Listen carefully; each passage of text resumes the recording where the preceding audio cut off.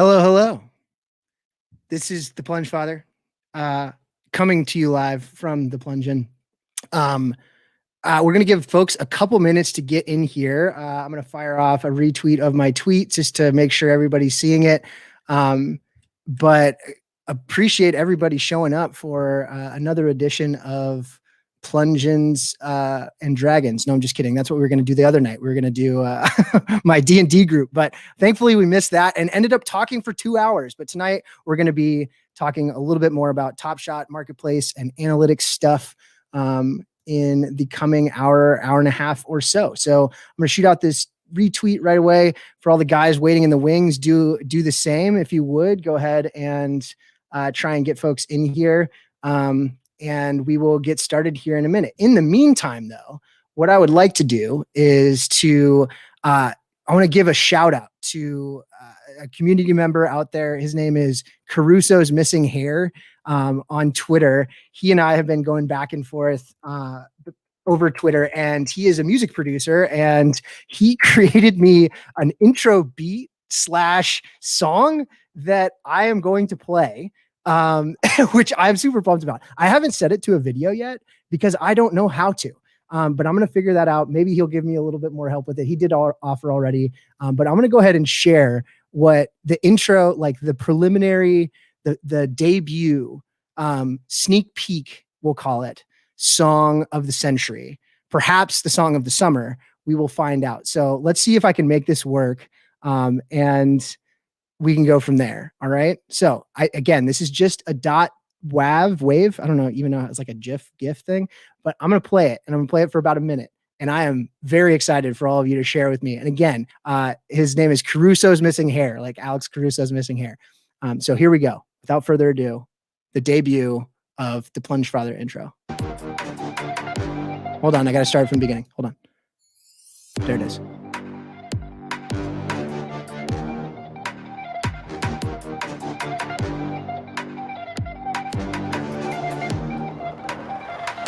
The Plunge now.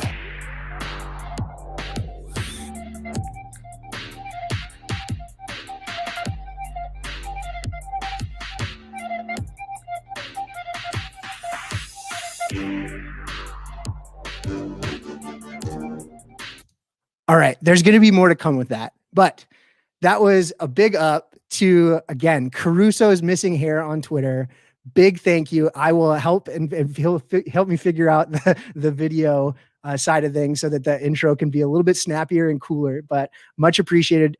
This community is the best thing that I've been a part of in a really long time. And I really do appreciate all the support. So not a pack opening, but it does sound like pack opening music, which is a total bop. So without further ado, I'm going to bring in our two featured guests tonight. Some folks in the community that you should know if you don't already. But I will stop sharing my screen and bring those two guys in. You might be here because of them. If you're not here for me, that's awesome. But if you haven't been here before, we talk deep data, we talk analytics, we talk about the TopShot landscape and marketplace. So without further ado, I'm going to bring in my guy, Mike, goes by MBL267 on Twitter. And then also we're going to bring in Matt from Add More Funds. Welcome guys to what is it? The Deep Plunge. I don't even know what the name of my show is. I don't really care, frankly, but I'm happy to be here and happy to be here with you guys. So how are you guys doing? Doing well. Thank you for having me on. Honored to be in the Plunge In with you tonight. And excited to do a deep dive into the TopShot world. Agreed. Thanks for having us on. That intro. I can't wait to see some videos with that in the background. Are we gonna have a plunge moment like of you dunking? So I had to restrain myself. This weekend, I went to a Sky Zone trampoline park. Matt, we've talked about that. I've got kids. You've got kids. Or at least one kid, I think. So yeah, my 4-year-old was pumped because the Easter Bunny was at Sky Zone, the trampoline park. And the Sky Zone trampoline park has like various height basketball hoops and trampolines that you can go do. But unfortunately, I think I almost tore my MCL this weekend, like trying to pick up something that I shouldn't have been picking up, and it popped. So I couldn't jump, but I was very, very strongly considering doing like a slam ball style, like windmill, or like a tribute, like a plungy tribute Kobe dunk situation, and having my wife videotape it.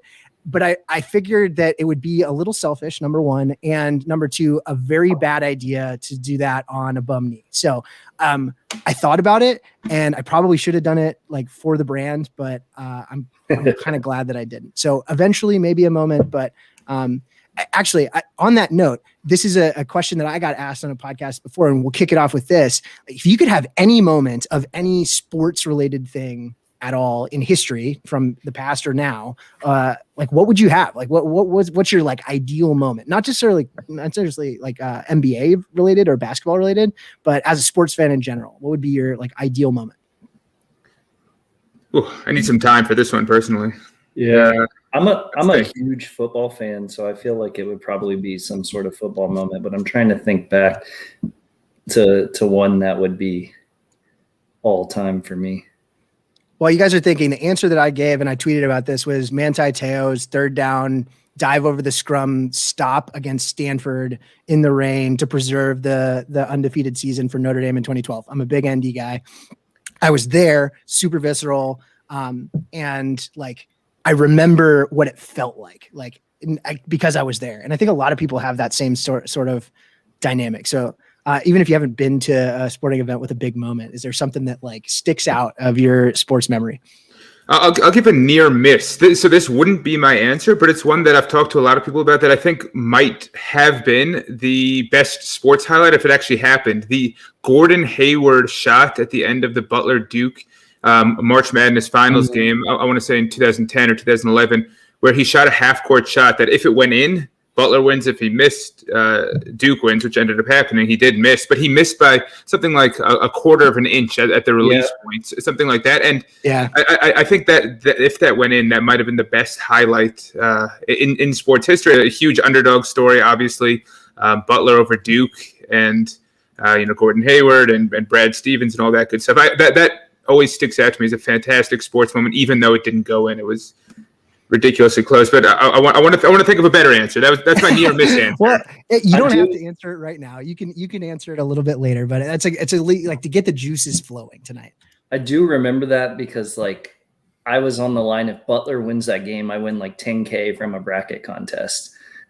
Just because I wrote an article on the March Madness. Like I go contrarian all the time. I fade the public who's overinflated, and I remember I didn't have Butler winning it, but I had somebody else winning it.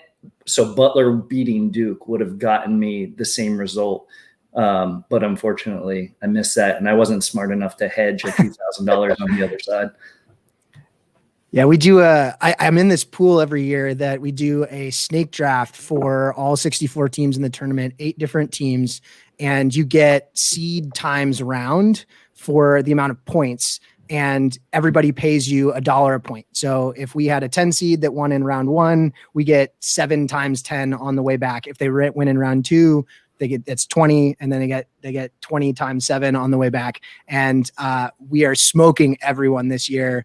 My partner and I, my betting partner and I, we had Oklahoma State. So 12 times 12, and then a 24, and then a 36, which is huge. So we were very close. They clawed back the other night, but we're way in the green on that one, and I think 6 of the other 7 are firmly in the red because of how well our teams have done. Because we had Oregon and Syracuse as well, so we've been smoking everybody this year on that one. But it's sort of lucky.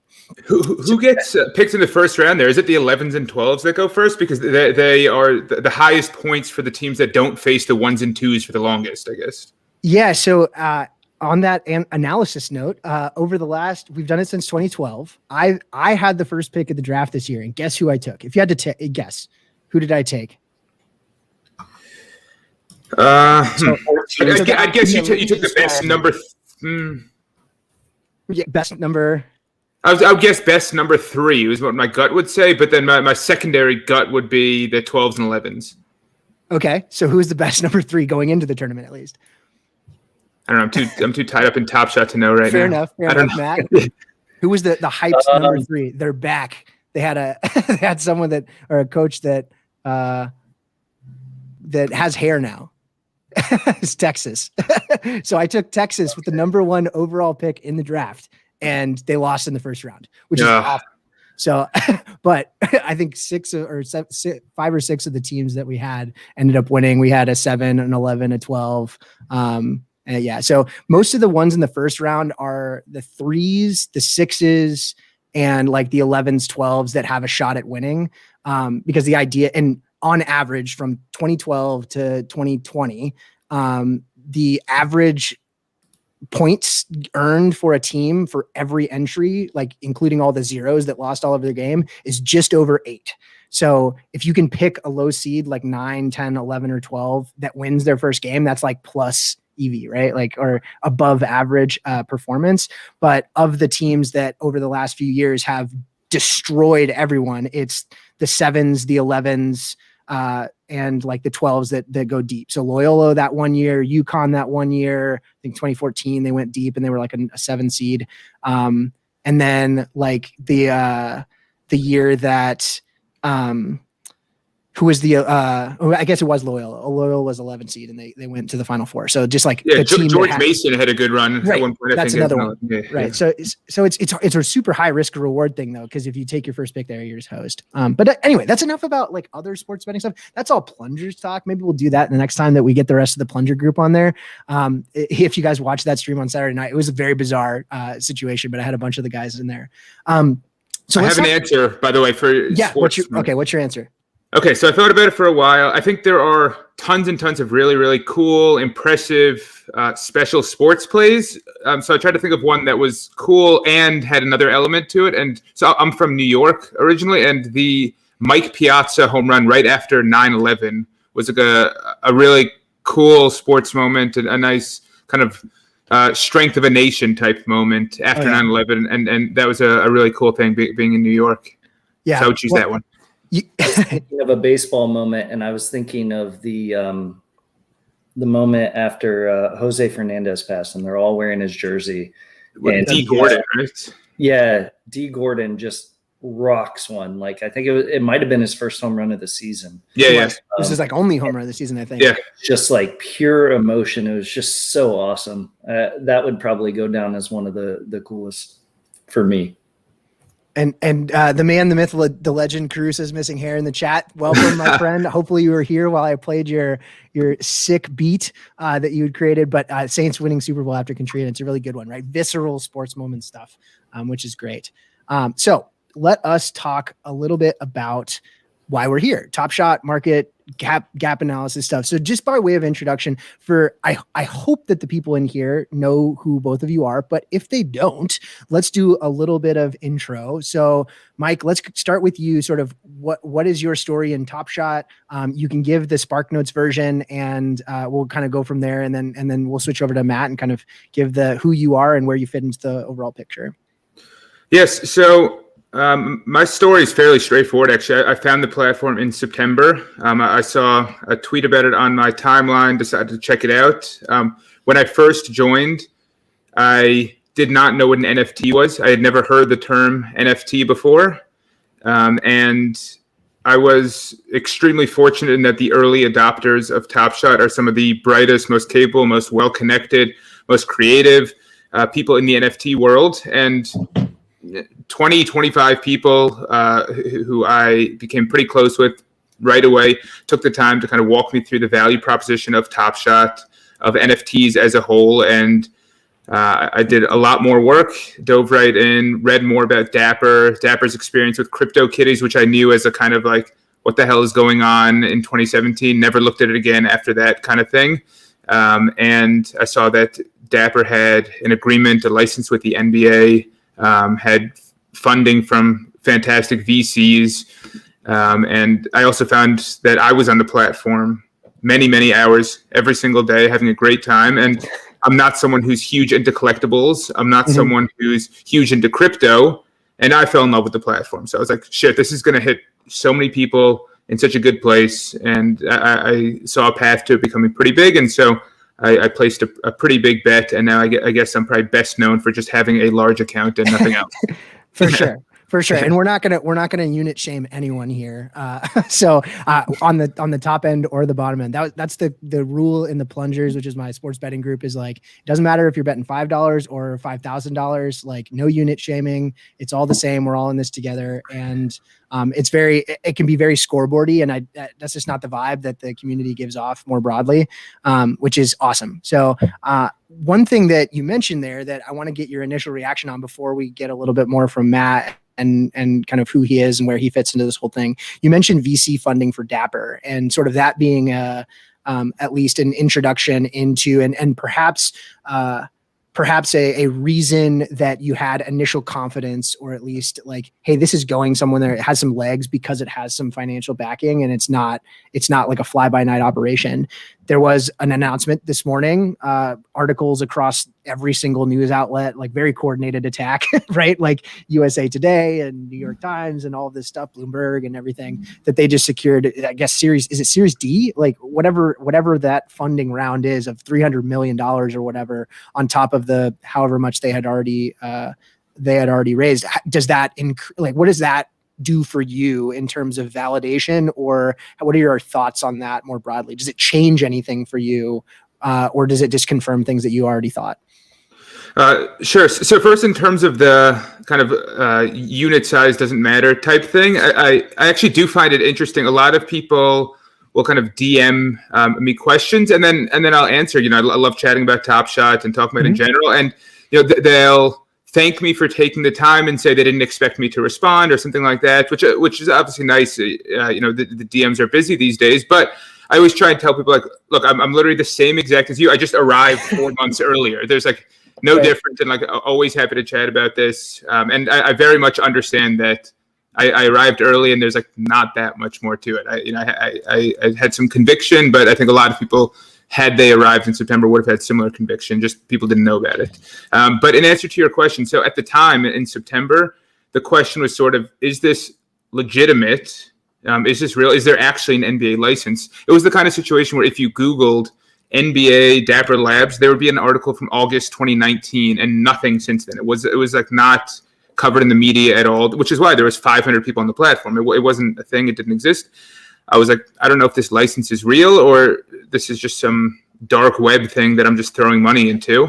And it gave me a level of comfort that if Andreessen Horowitz and Union Square Ventures are invested in the platform, that they've done enough work to know that these guys are legitimate. And so that was sort of a binary thing. Is this real? Is this official?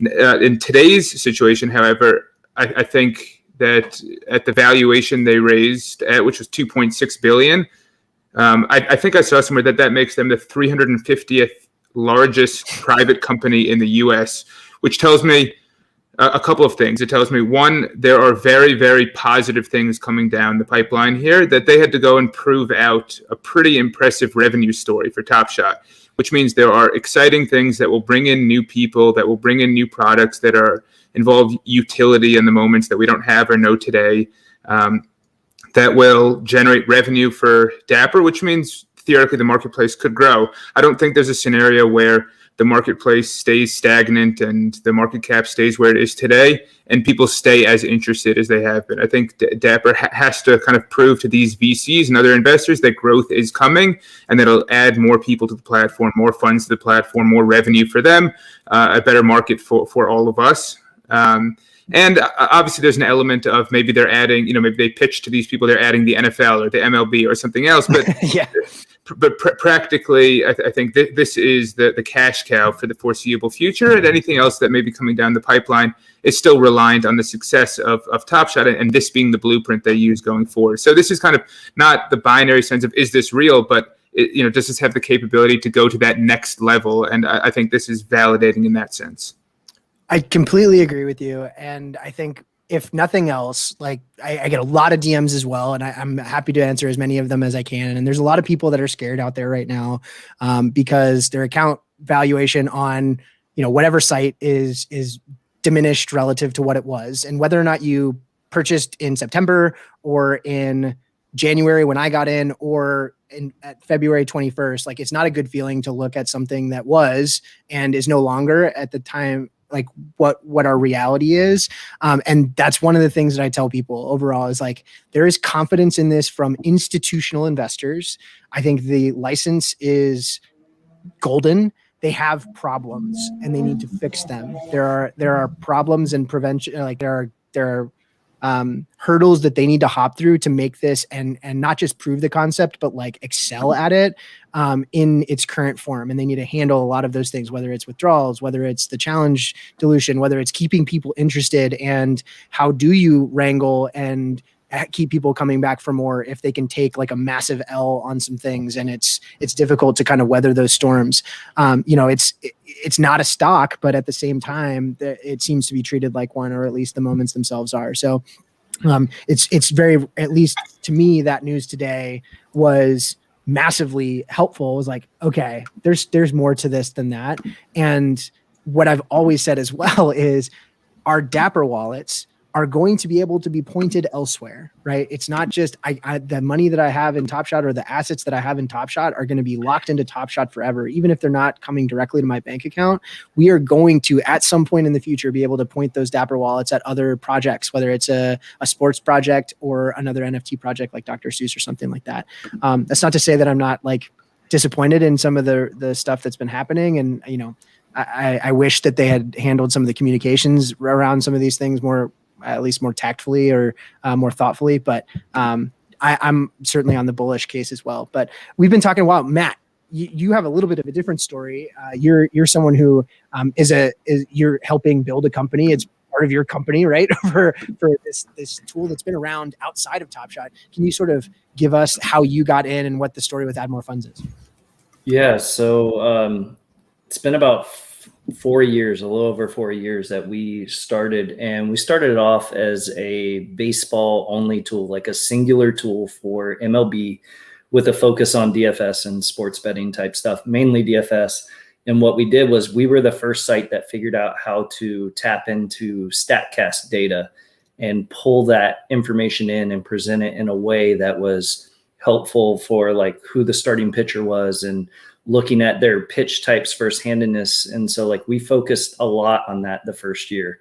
And we focused on like, yes, this pitcher throws this pitch 80% of the time, but he really throws it 100% of the time to lefties and never to righties, that type of deal. And so we broke that down, and really that's all we were for the first year. And then a popular tool for NBA called Wowie, which is with or without you, on-off data. So you could say like with Durant and Kyrie off the court, what would Harden do in a game? And it runs and computes all the numbers of like usage and, all that kind of stuff, fantasy points per minute. And we were lucky and connected with Evan, who was the original creator of Wowie. He was going to shut it down. And we we're like, hey, don't shut it down. Let us take it over. Let us like keep it running. We completely rewrote NBA Wowie to make it like instant queries for that type of stuff, and just slowly kept building onto that, and then launched some NFL tools. And then we launched WNBA. We have the same tool set for WNBA that we have for NBA. And, when COVID hit and sports died, we were like, well, shit. Uh-oh. What do we do? And so at that time we were using WordPress and like embedding our application. So we really took that hiatus of sports from mid-March through July, and we completely rewrote our platform to our custom CMS that you see today with, some tweaks, but basically our own registration system. And that platform, that infrastructure set us up for the success for when TopShot came around later this year. We used to be on Patreon, and then we got away from that platform because they just rip money from creators. They say they're there for creators and then charge you like 15% of whatever revenue you generate. And it's just, we're like, let's go to Stripe and integrate directly, better customer experience, better all that. And so we're able to cut down those fees from like 15% to like 4%. And so it's like we just instantly had a boost, and more people were supporting us because it was just a more seamless experience.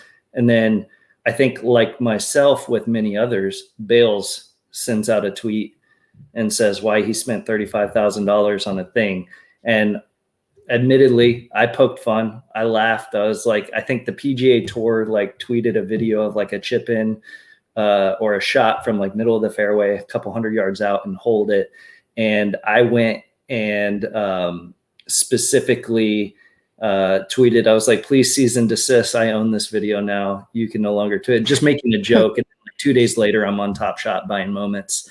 And I was talking with my developer, and I was like, hey, there's something here. Can we do something with this like we've done with our other tools? You know, the momentum's here. People want insight into stuff. And this was back when people were using intangible market still. I think Evaluate had just popped up. And, you know, they've done a great job iterating and building up their stuff. But our focus has always been on like, what different types of tools can we bring that other people aren't doing? Like, sure, we could put up an account valuator tomorrow if we wanted to, but what's the point? There's many of them out there. I don't believe they're accurate. You know, like obviously the liquidity isn't there. Like if I wanted to sell all my moments tomorrow for what Evaluate Market says, I'm probably not going to be able to. Somebody's going to want a discount, or it's just going to be a pain in the ass to list all those. Like, so we focus on stuff that helps people make educated decisions, whether it's fantasy sports or, you know, TopShot. And so that's kind of where we focus with. We started tracking lowest ask. And we get that data, like while the chart showed every hour, we technically get lowest ask data for every single moment, every 10 minutes. And so what it does is allows us to build out those charts. And then Wade's actually had the suggestion of showing the volume within that candlestick range, which helps paint the picture of like a stock type thing of like what the wall and what the volume is. Like, is it artificially going up, or is there actual volume supporting those purchases moving up? And so that's kind of our philosophy, is looking to do those types of tools. Can we dive in? I mean, I think we're going to talk a little bit, and I'm going to bring in two other guys here that are huge fans of yours as well, both of you guys, and the work that you're doing and who you are and to the community. So I'm going to go ahead and bring in Chugs and Greg from the crew to say what's up. And before we do that, and while you're getting your stream set up, Matt, to show off what Add More Funds looks like and how people can use it. Any thoughts from Chugs and Greg about the conversation that we've been having over the last 20 or 25 minutes? Anything that you're like, oh, I wish I could have been on the stream to say something to that? I was going to say that my best moment that you could, name your price and I'd pay for it. I actually put it in the chat. The Tracy Porter pick six that sealed the Super Bowl for the Saints. I'd probably pay any number for that. That was pretty sweet. So the other thing though that I like most, Mike mentioned it, and I've heard like other kind of early birds express the same, is that the idea that this isn't like some game that you kind of like had the cheat code to, and you're just like executing at some level that's just beyond everyone else. It was timing ultimately, and I feel like that level of self-awareness is like incredibly helpful for the community at large that's just now getting into this. So I like hats off to you. Appreciate that kind of like candor around that. But other than that, let's talk about whatever we want to talk about next. Greg, any thoughts before we hop in? I guess if I had to pick a moment, for me, being a huge Laker fan, it'd probably be Kobe's last shot. So, it's tough that he's not around anymore, but if I could have anything, I think I would pick that. Yeah, for sure. We see a lot of people in the chat talking about the live token thing. We're here to talk about Add More Funds. We'll look at live token later, but apparently my tweets earlier broke the algorithm on the hot deals. So if you haven't seen my Twitter, I did not come up with this. I want to be 100% clear. I amplified the voices of a movement that had already started in Discord, apparently. But the concept of listing your Kevin Durant Seeing Stars moment for 69,420 has taken off. And I wanted to, before we dive into Matt's tool, one of our friends from Twitterverse sent me a little graph that I wanted to share. And this is as of like a couple hours ago, but I'm going to share that for what we've got and what we were seeing that happened around the sphere. So this is at at 2:30 Pacific time. So a little bit after I tweeted that thing. So we had about 50% of all of the KD series stars moments listed at 69.20. And then after that, a little bit later on, we got to 63% at 2 hours later. I imagine that is a little bit higher. And then it took off beyond that. And it's now Anthony Edwards, it's starting to pick up as well. And that was a challenge moment that I got as well. So now 37% of all listings for Anthony Edwards are listed at 69,420.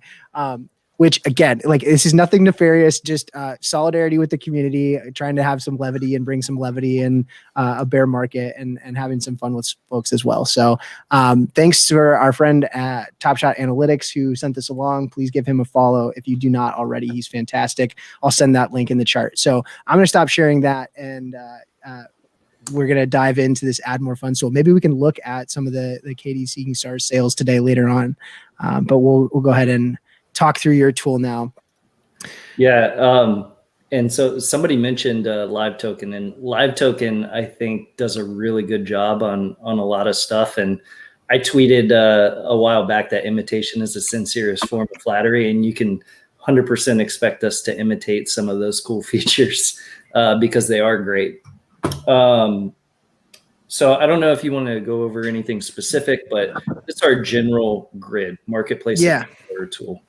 Yeah, I think so. What I wanted to, we can use some use cases to sort of present the tool, and you can give your sales pitch if you want, but I think it would be helpful for us to look at and illustrate a couple of the tools that I've found really useful in analyzing why something might be happening or trying to find value. And I know that Mike, you had some thoughts as well of some kind of interesting dynamics that were playing out. So maybe we can just instead of this being like here, let me show you what it does. Like, let's talk through how we might figure something out.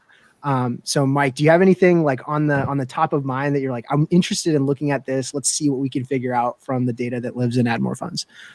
Yeah. So, I mean, one of the items that's talked about a lot, and I think the originator of this concept, at least in my world, was Andy, who I believe is moonlighting in the comments as his old username of Dr. Applesauce tonight. That is. Oh, that's him? That's Andy. Okay. Unless it's someone squatting on his old username. That's him, all right? Not a chance. Sounds like something Andy would say. Sounds like it, yeah. That's awesome. So Andy was like an evil villain in a movie right now. So there is a group chat that's been talked about in a few different streams that Andy, Steve Vierman, the originator of the intangible market, and myself were in from the very early days, where we would go back and forth on a lot of different ideas, where we thought there were moment opportunities, where there are inefficiencies in the challenge market, so on and so forth. And a concept that Andy always introduced was kind of displaying the market caps of specific items and trying to identify where something looked out of whack. And what we found back then and still carries forward today. So I think that's sort of the question at the end of the day here is that base moment market caps typically outpace rares, and rares typically outpace legendaries. And there are a lot of other things to consider there, including series, set, player, so on and so forth. But I think the easiest examples are to look within, let's call it Series 1, and look at bases compared to MGLEs. And the reason I picked those two sets are that conventionally, at least, and maybe this has evolved over time, we would, people consider those two sets, base and MGLE, as, let's call them core sets, whereas some of the other sets like Got Game and Throwdown and Denied and With the Strip are maybe one-off or things that people think of as more spur of the moment or even gimmicky type of sets. But base and MGLE, I think, are both held in pretty similar esteem. So in general, if we go to a specific player, let's just go with the easiest guy. Let's go with LeBron James, Series 1, base versus MGLE. I think in general, I think you'll find that the base moment market caps outpace the MGLE by a fairly significant margin here. And so the question I'd pose to the group is, why do we think that's the case? Will that be the case going forward? Is that a market inefficiency right now?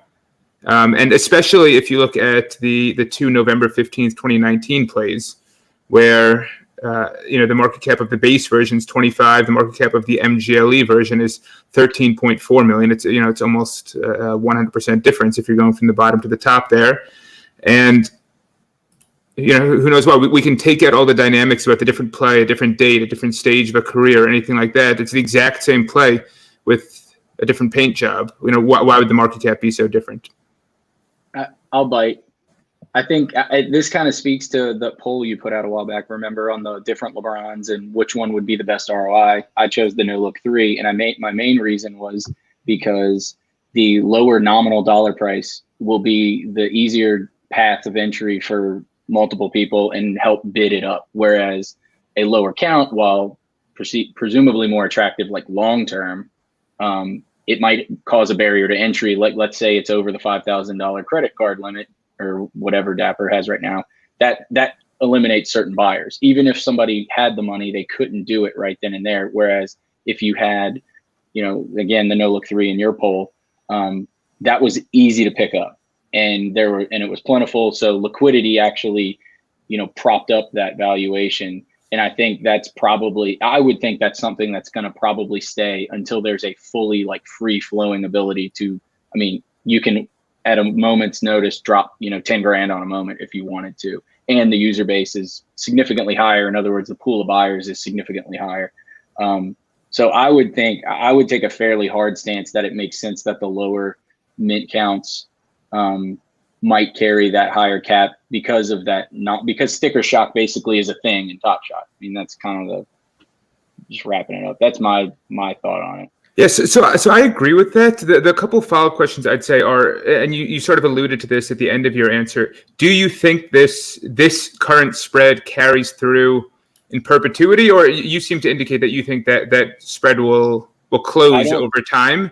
Yeah. And once buying friction is reduced and it's easier to buy, and there is a greater pool of buyers. If that's the case, I think you could make a reasonable argument. And I'm not taking a stance on this; it's just kind of moving forward with your comment.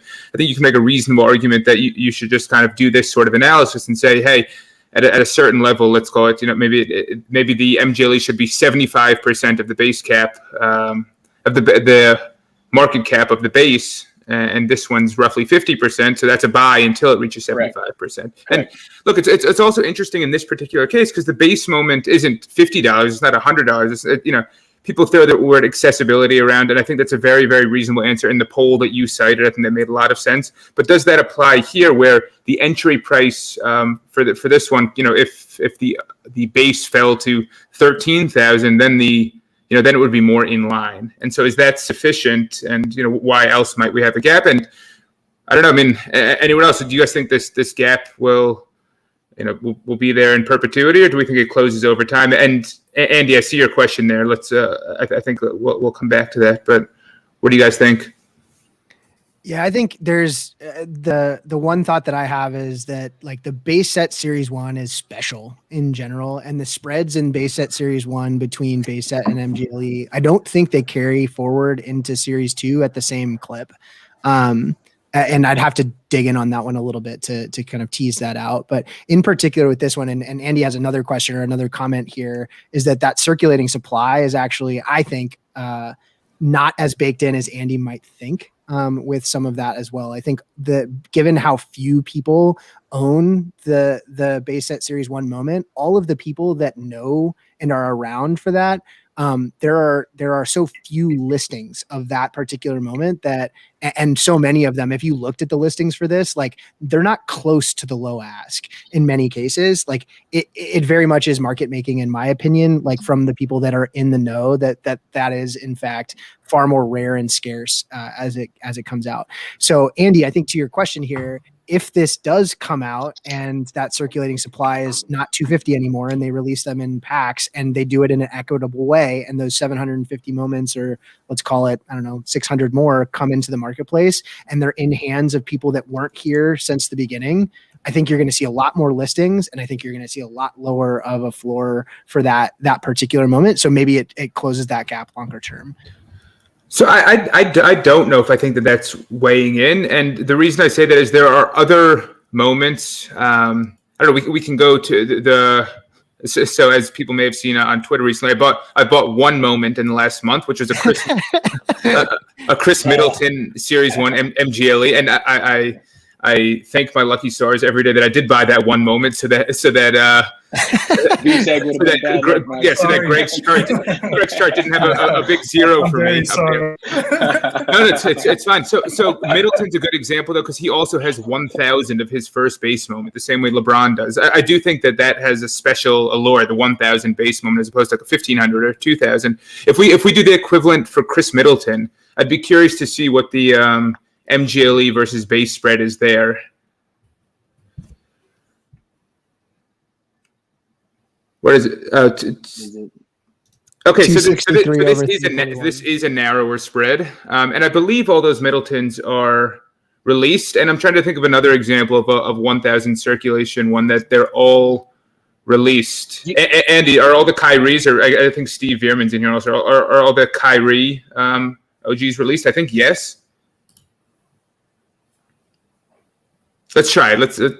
Let's give Kyrie a shot here, because I think this. Look at Zion, but Zion doesn't have the 1,000 base. Okay, so I mean this one's also closer to 75%. So with these two data points, which is obviously a small sample, then Andy's point would hold that the base is potentially inflated a bit because not all of them are released, and maybe that's the case. I don't think that's his point, though. I think at least, and I don't want to put words in your mouth, Dr. Applesauce TFT, but I've heard you speak multiple times about you thinking that that has been baked into the price, and that it's already reflective of the fact that it's like lower on that end. So I might have to send you the StreamYard link. He's saying yes, so I'm going to take that as a confirmation. So I think he thinks it's already baked in. So I guess the question then my lean is that it is already baked in also, but I mean those two data points would suggest that it's not, and who knows if there's something else in play. Yeah, I would say that at this point they're essentially trading as if the circulation number is the number. I would think. I mean, maybe there's a little bit of a shock, here and there if the recipients of the new supply were, I don't want to say the wrong hands, but the type of hands that would just, willingly punt it immediately and effectively, be willing to take a lower level. But I tend to think that with the Series 1 stuff where liquidity is, slowed down relative to Series 2 stuff, that we're kind of trading where we're just, that circulation number is just sort of being treated like that's what's out there. That's just my kind of intuition on it, though. Okay, cool. I have a few other questions. Are we good on this first question? These are all kind of in the category of market cap. So this is a kind of strange way to think about it. Now, I want you to try to ignore the idea of having 100% of a given moment here, but it's a similar sort of market cap thing. Would you rather have the LeBron James Genesis, a 1-of-1 moment, or all 1,000 of the LeBron James OG base? It's effectively a market cap question at the end of the day. Yeah, and I think. Yeah, I don't know that I agree with that. I think if you're looking at it from a straight value perspective, maybe, but like there's an allure to I own all of them, but I'm trying to like ignore that because.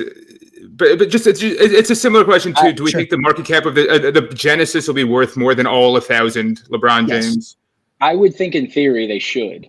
Like the one bid on a Genesis LeBron should supersede the collection of a more scarce moment.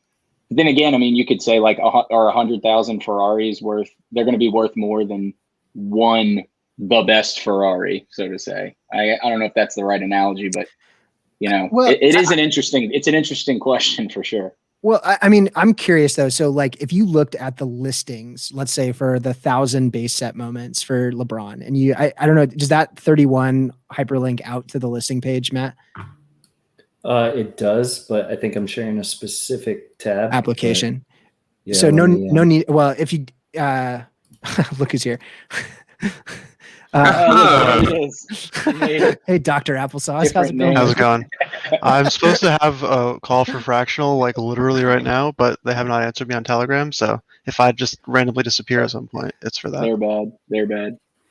So the question on the floor, at least right now, is like, would you rather own all 1,000 base set Series 1 LeBrons, or would you rather own a 1-of-1 Genesis LeBron? Same moment, just more scarce. Before you chime in, Andy, I have a thought on this one. So Mike, when we talk about 1,000 though, and what Matt is going to pull up here is like the listings, for example, the 31. If we thought that all of the collectors that owned that were willing to sell it at the low ask, like that's the market cap for this thing, because that's where the ask is at.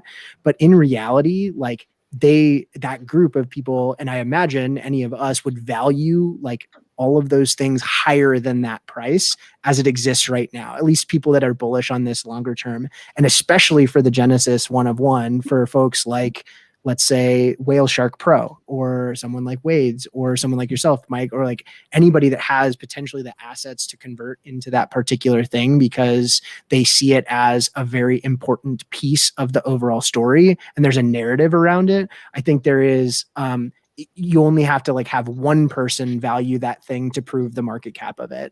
But with everything else, like we're assuming that the market cap of the base set moment is 1,000 times what the person with the lowest ask out there is willing to let it go for. But in reality, for those more scarce and more kind of rare museum piece type stuff, I think it probably is undershooting what the market cap is actually for that thing. So I agree. Plus number 1 jersey, obviously number 69 and number 420, all these things trade at a huge premium. And the Genesis only has a number 1. There isn't also a number 23. There isn't also. So yeah, I was going to introduce that point, but you kind of beat me there. And Andy, while we have you, what do you got? I think this is shocking. I think it kind of depends. Well, so I would say if you are okay to hold whatever you have for like longer than a year, I think it's the Genesis moment, and it's not that close. If you want to be able to like have actionable liquidity on that thing within like some reasonable time frame, it's the 1,000 moments. But that's just because basically the upside of the Genesis moment is like orders of magnitude larger than the 1,000 LeBron moments. Like that moment would be, assuming like we never get a 1-of-1 MJ moment or something now that he's invested, it is the best possible moment you could ever have on the site. And so like you can't really even make up a number of what that's worth. Whereas like the LeBron moments, while still awesome, have like a relative upside. So I tend to agree with that view in the LeBron case. Okay, sorry, I have to go. Oh shit. Okay. Bye. I'll probably pop back in later. Quick cameo. First, I think it's a difficult question without an obvious answer. But if we were to try and assume a value for LeBron's Genesis right now, I mean, I don't know what do we think that number is? $5 million, $10 million bucks? I don't know what the answer is, but I hear. To Andy's point, this could be like to use a cliche example, the Mona Lisa of TopShot, whatever, the one unique thing that can never be replicated. Even an MJ one wouldn't be a Series 1 moment, wouldn't be part of Genesis, and who knows if they do a 1-of-1. So I guess, let's keep talking about this, but I'd also want to have the exact same conversation with, again, Chris Middleton or Kyrie Irving, where it's not the Mona Lisa. Does that change your answer? Yeah, I was gonna say with just one last thing with the LeBron thing. Yeah. It being, I mean, you have a Beeple 5,000 days went for 69 million. LeBron is the greatest player who ever played basketball. Like, well, whatever. I don't want to make that a super hot take debate, but like, arguably the best player who's ever played, most decorated, all that stuff. And you've got that one. If a painting, from an acclaim, if the Picasso of NFT digital art is getting 69 million now, what's to say that 1-of-1 isn't worth literally tens of millions of dollars? I mean, I don't know. It just depends who's willing to pull the trigger on it at that point. And you only need one. You don't need thousands of people or 1,000 people to justify that valuation. So I would take the one for sure. But with other players, though, I'll pass it to the floor. I don't have as firm a view on, would you rather 1-of-1 Chris Middleton or, all 1,000 of a common or an NGLE type thing. So I think if I might, I think this is a very similar dynamic in conversation around seeing stars and rising stars as well, right? So the concept of there are core things and like kind of kitschy things, and there's a perception that they're like something is greater than the other across sets, and it's playing out in a really big way with all of these challenges that we're seeing. So I'm wondering if we could do, I know Greg, you put a post-mortem out there about like the Seeing Stars KD challenge, and there that's like tip of mind or top of mind for a lot of people. Matt, I'm curious if we can pull up, that, or at least the moments within that challenge to take a look at some examples of those players across sets, right? So I think Chugs, you put out some charts earlier today about the utility premium across sets and those types of things as well. But I'm curious, if we could dive into how does that conversation play out in terms of buying behavior and selling behavior when, like, what do people value? Do they value the scarcity? Do they value the set? Do they value, all things being equal? Do they value the play? Like, how does that play out? And sort of how is that affecting us in real time for the, hundreds and thousands of people that are involved in those challenges, as compared to the couple hundred people that are in the base sets for LeBron? Yeah, I went ahead and reshared the entire window, so that way if we need to jump to TopShot or some other sites. Were you saying the Seeing Stars challenge? Yeah, so the Seeing Stars challenge, and let's actually, we can take a look at the one for LeBron right now. So and if I think you just introduced this functionality this weekend of like looking at the lowest ask for all of the particular moments in a set, and you're looking at the sum row and total row as well. So combined cumulative total row, that the highlighted piece that you have in that center column is basically summing all of the low asks of all of the component moments that you've keyed in there. So right now, the component totals of all 12 Seeing Stars that are needed for the LeBron challenge is 2.21K, with the tip of that sword being Luka Doncic at 415, and then the bottom of that being Sabonis and Gobert. And I have those three. I have Doncic, Sabonis, and Gobert, and I have not yet decided whether or not I want to continue going for this challenge. So I'm curious, like, if we could take a look at the cumulative low ask stuff, that would be awesome. Yeah, so we added that row that was a request by several people. And we actually have a feedback board where you can suggest and vote on features too. Like if you click your username drop down, there's a feedback button that'll open all the roadmap stuff that we're working on.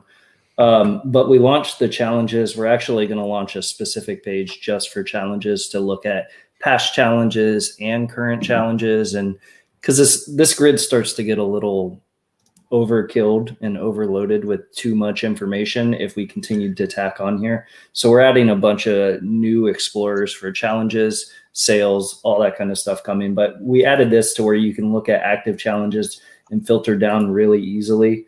So if you want to look at the All-Star Challenge, etc. So we're looking at the Seeing Stars Challenge 2, and then you can see the lowest ask totaled up. And we're also working on where you don't have to refresh this to see updated data. It'll just automatically update as you're going. And then another thing we added was like you can actually like plot if you wanted a chart of all of these lowest asks just to kind of get a quick view of them. When you get over 10, it starts getting a little crazy. And when there's separation, like there is, from 400 to 100, it starts getting a little bit more difficult to see some of these changes. And this is at the 1 hour interval. So like you could look at the 1 day. Yeah, if you looked at the time frame, like over the last month or whatever it was since it came out, and looked at the everything over that time period and sort of where it is, right? The initial spike that you see on the far left is like the hype of a bunch of new people getting Seeing Stars, and everybody, riding the hype train of, oh man, this is awesome. I'm going to buy my Luka Doncic in here. I bought mine at like 625, 635, somewhere in there, knowing that it wasn't part of the KD challenge and it would be part of the LeBron challenge. That was my thesis at that point. So then it dips down when the market recovers, but then things pick back up once a little bit more happens. And I think as we've seen more and more, and what is a point that I want to make really clear here that I've seen across the board, the values of the challenges going down over the last couple weeks, relatively speaking, the narrative, I hate using that word, but the narrative has been that the diffusion of capital across multiple challenges is bringing down the value of the moments in a given challenge. And that may well be true, but these charts almost mirror like very closely the shape of the charts of the overall market as a whole. So what we're seeing now, if it's, let's say, just for sake of argument, it's a quarter down, 25% down from where it was, let's say on March 10th, or perhaps even more than that, 30 or 35%. The overall market for Series 2, for example, is down 30 or 35% across the board. So it's not just specifically related to these challenge moments, which is something that I thought initially, but it is not really bearing out in terms of the data. But you're seeing this over time, that like these things slip and then they bounce and then they slip and then they bounce.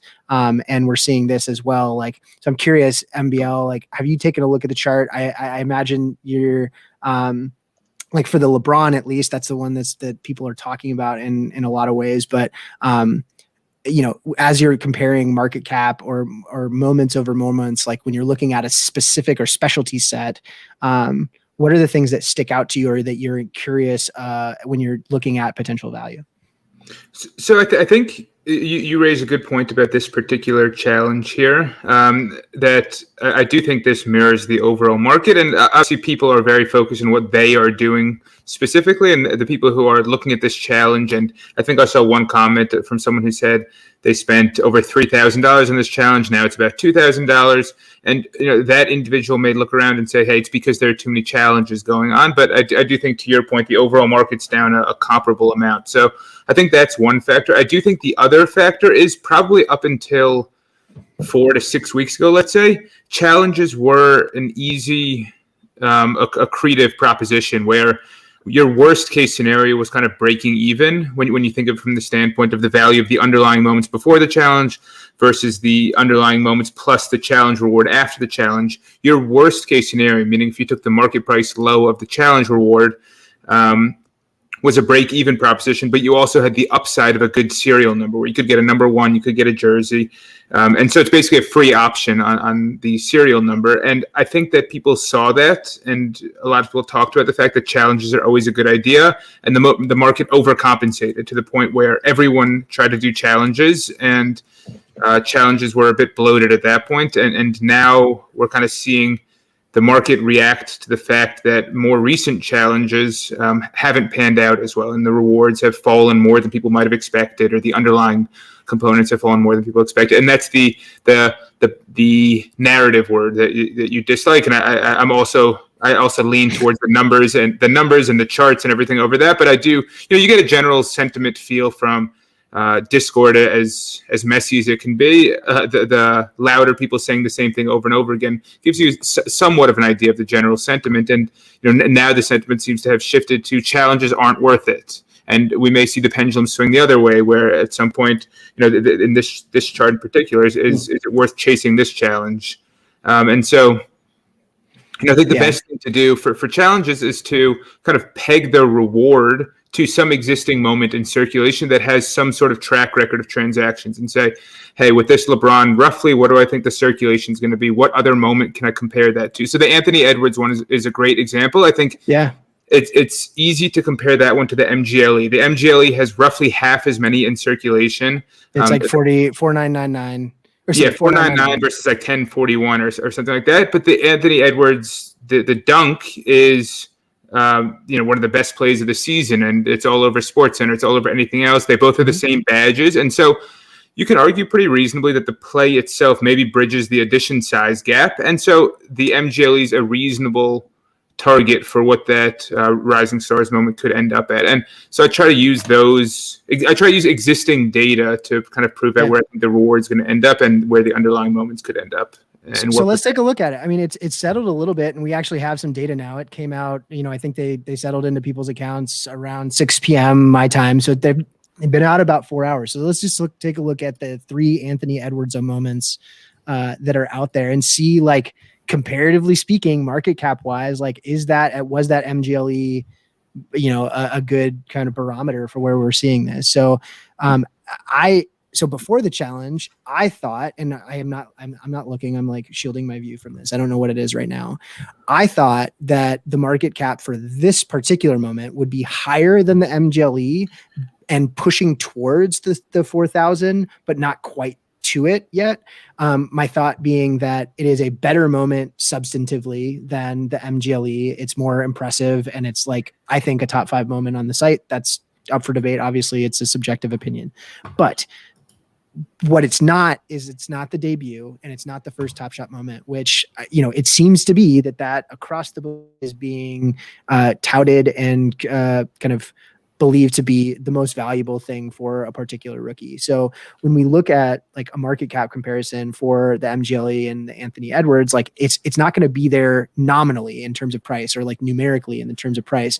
But when you look at the market cap across the board right now, and you've got the MGLE at 1.9, and then you've got the 4 badge rookie, the 4,000 at 5 million.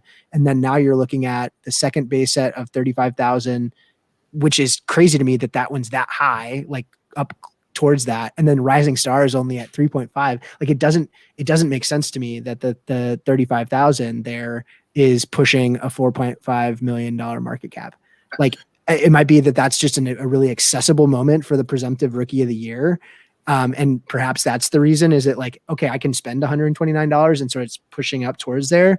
But for me, I think this moment is way better than that moment. And it's probable that it will outpace it longer term. I think narrative matters.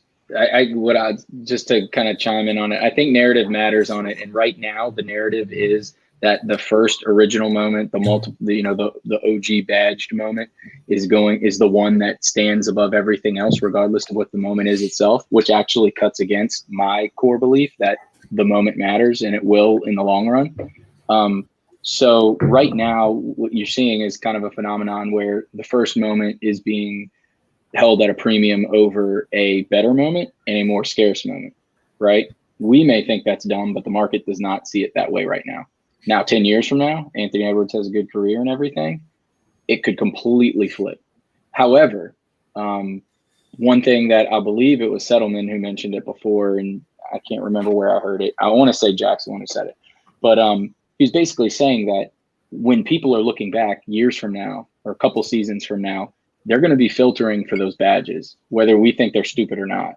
And so I think that first moment thing is going to really long run matter a lot more than we'd like it to matter, regardless of the moment being kind of crappy, honestly. Like LaMelo's oh my God, it's so bad. I was thinking of LaMelo specifically, but like even with the Anthony Edwards, the Anthony Edwards has arrived moment, make no mistake, is that Rising Stars dunk. Like that is the one that like set the Twitterverse on fire and all that stuff that everybody's talking about and all that. So years and years from now, you would presumably want that one. However, the first moment badge thing, that's going to be kind of this collector, grail little mark that a lot of people are going to be looking for. So it's going to be interesting to see the scarcity and a truly better moment beat out, the shiny, little first time thing and the narrative that went with it initially, right? That these are the first moments and these are the original triple badge, and now I guess quadruple badge. It's right. There's definitely a dichotomy there for sure.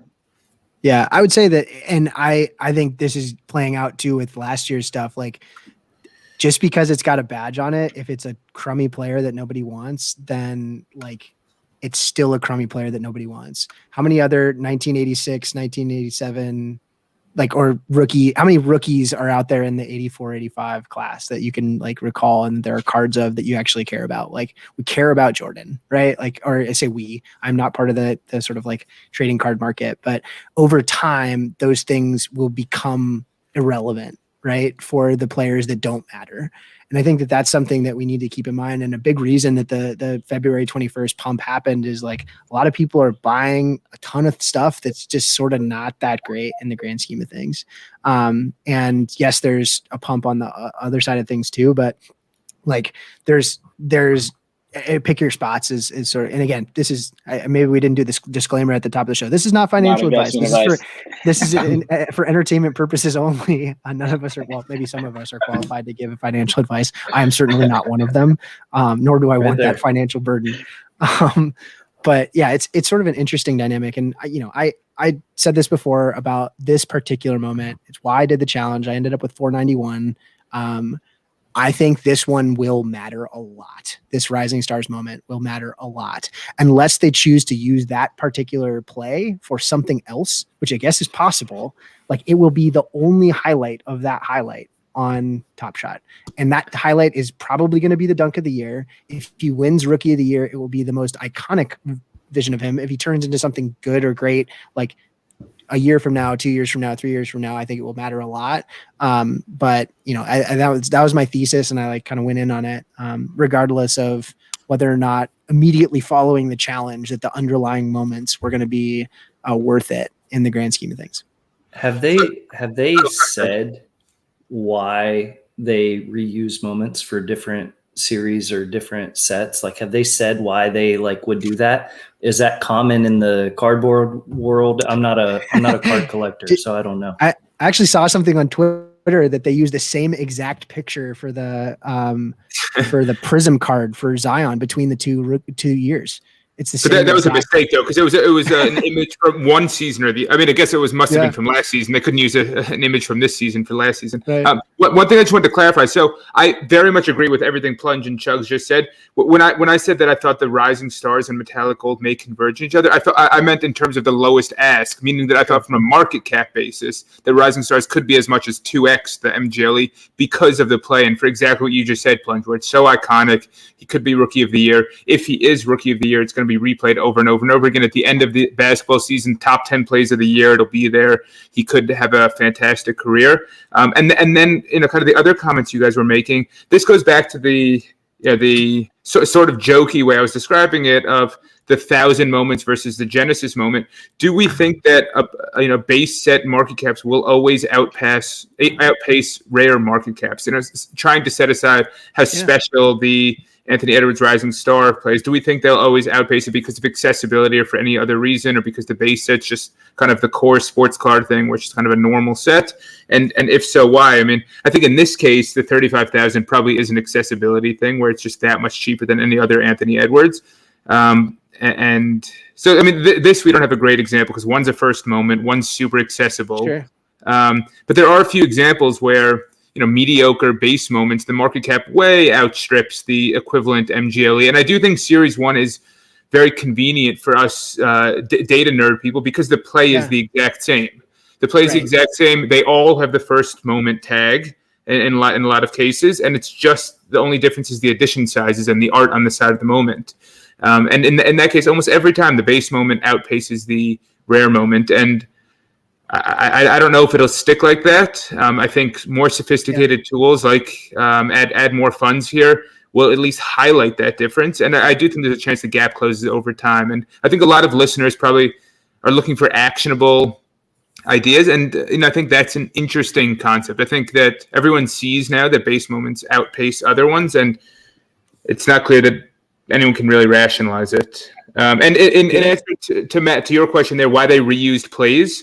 So in Series 1, they reused plays in as many as 4 sets sometimes. I think maybe even 5 sets in some cases. And the reason they posed to the people who were around at the time was that they thought it would be fun for collectors to collect the same play from different sets effectively and make a little collection of doing that. They received a ton of negative feedback from people saying, that's silly. If the only difference between a legendary and a base is the art on the side and the number of artificial editions you guys are creating, that's not a big enough difference here. And so they basically said, we're doing away with the concept of redoing plays. They took that feedback and deemed it to be kind of a failed concept. So I wanted to highlight, as we were talking about this, I remembered I had this like mind worm that was like, oh my God, Taylor wrote about this. So if you guys didn't watch that stream, he was my first guest on the Deep Plunge. Taylor Stein, I believe his last name is. He runs mintedmoment.substack.com. I just posted it in the chat. He did this breakdown on like kind of talking through what market cap meant and everything. Highly recommend you go read it. But he actually charted it out for all of the players in base set series 1, where they fell on the grid of market cap between base set and their MGLE counterparts. And there were some like notable outliers there where like Maxi Kleber is a good example where he falls way higher on the base set market cap than he does on the MGLE because his base set series 1 was the first minted. It was like the first play. Well, Trae Young is the first play that was minted, but the moments from base set series 1 for which you can see on CryptoSlam if you want to go look, they were minted first. And TopShot Explorer, I think, as well has that. So Maxi Kleber was the first one that was minted. And then on the Larry Nance Jr. side of things, when he did this was coming just off of the Larry Nance Jr. challenge for the MGLE challenge. So at that moment and at that time, like there was a premium that was being placed on that Larry Nance Jr. because the collectors had just received it, and that MGLE was smaller in terms of edition size. So there was a scarcity thing as well. So it wasn't as straightforward as the 2999 MGLE size from a set comparison. So go, if you don't subscribe to this Substack, like you should. Taylor is a genius and writes really, really good long form stuff, way better than the stuff that I'm able to put out on Twitter in my stream of consciousness type of stuff. But he goes into really excruciatingly good detail on this side of things as well.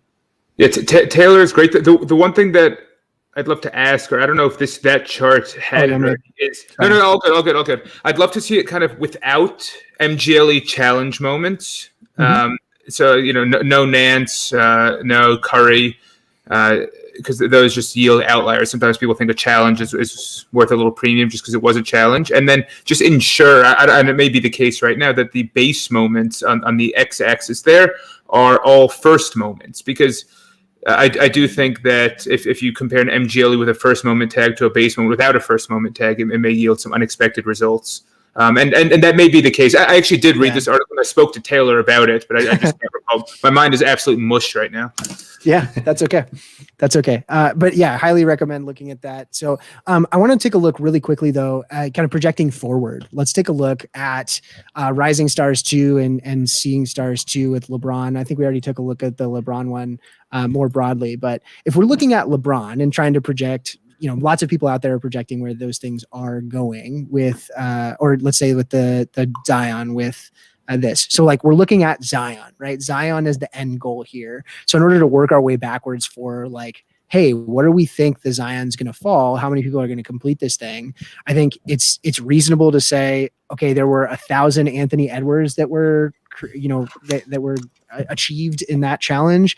We can expect a similar amount of Zion. So you've got 1,000 mint Zion rare coming on the other end of this, and the component pieces of this, like Ja and Tyrese Halliburton, are awesome, but it's probable that the other pieces dip back towards where the Rising Stars that are no longer part of that challenge are falling. So, if you just look at the Rising Stars set more broadly and sort of project back, like where does Precious fall? Well, Precious probably falls, if he's the second or third most coveted Rising Star in this case, like he's probably going to line up pretty close to the second or third most coveted Rising Star from the first set of things. So, maybe it's not 258, it's more like 150, or it's 175, or I don't even know what they are right now.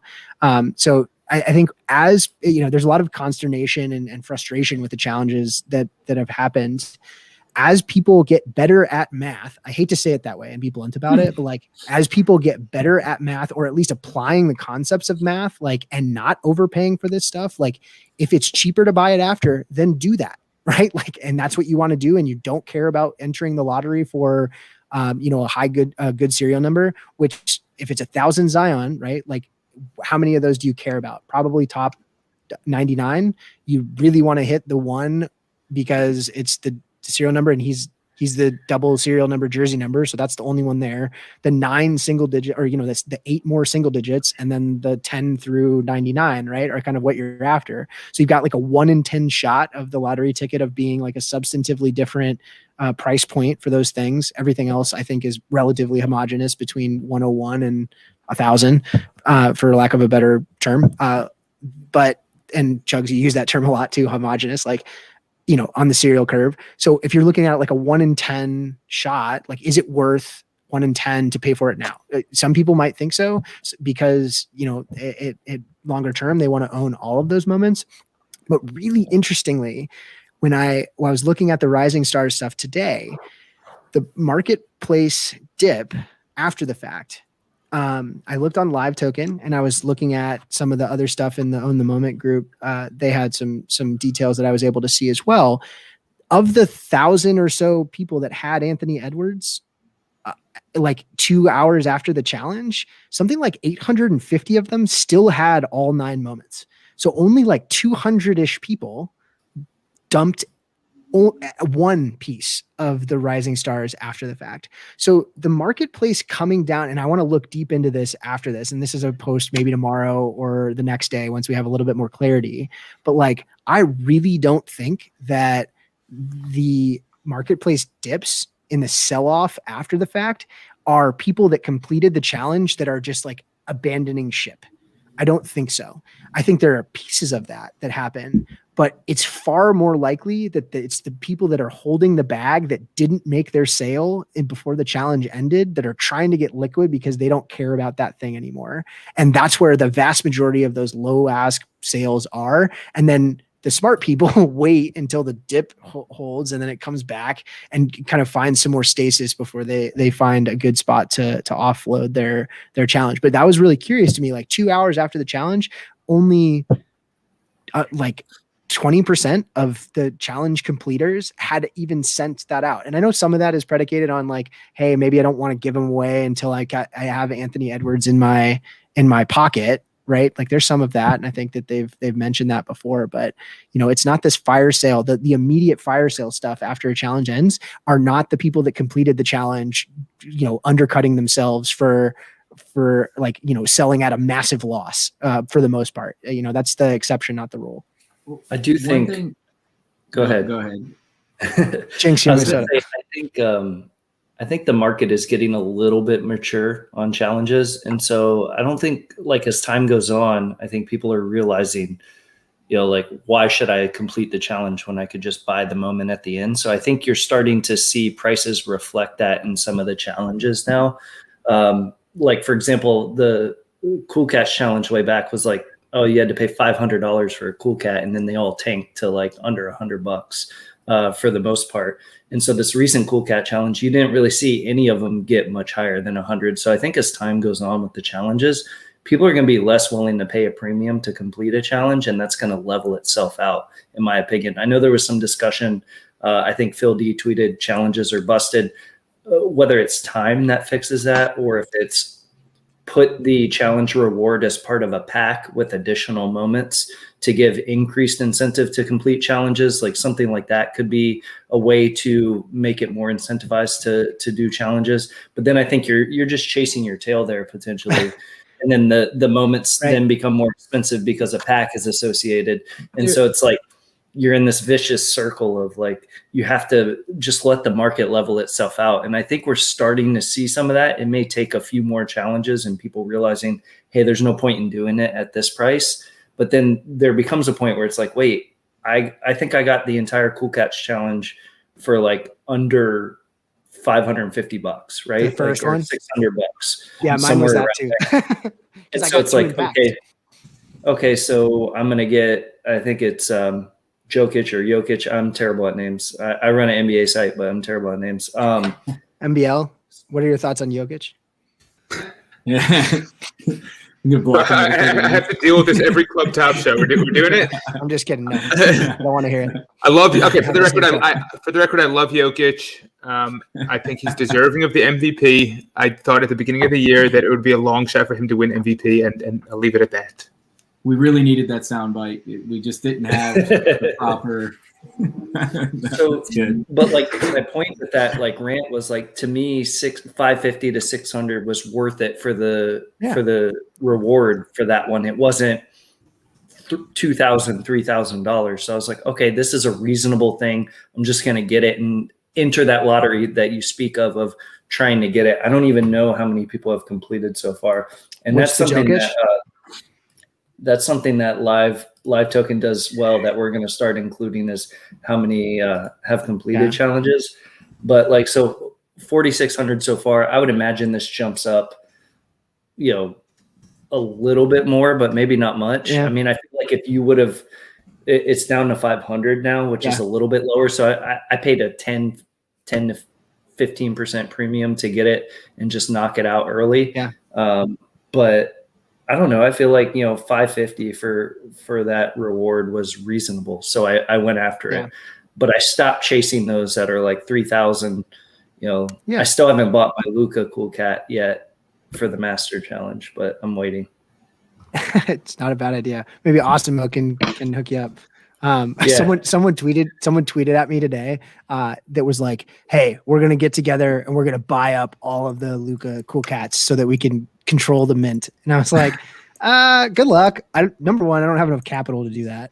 Number two, it's sort of like not really what this is about. Like, at least in my opinion, I can understand the financial impacts of those things, but like, that just doesn't seem like a super fun way to play the game to me. After the Curry Deck the Halls challenge, there were 40, or Deck the Hoops. There were 40 Currys that went around, and I think every single one of those 40 owners got a message from the same person saying, we're all agreeing to list at no less than $10,000 for this moment. Are you in? And I politely, not that politely, declined. I was like, this is not how this should work. No, thanks. It's not really like my jam.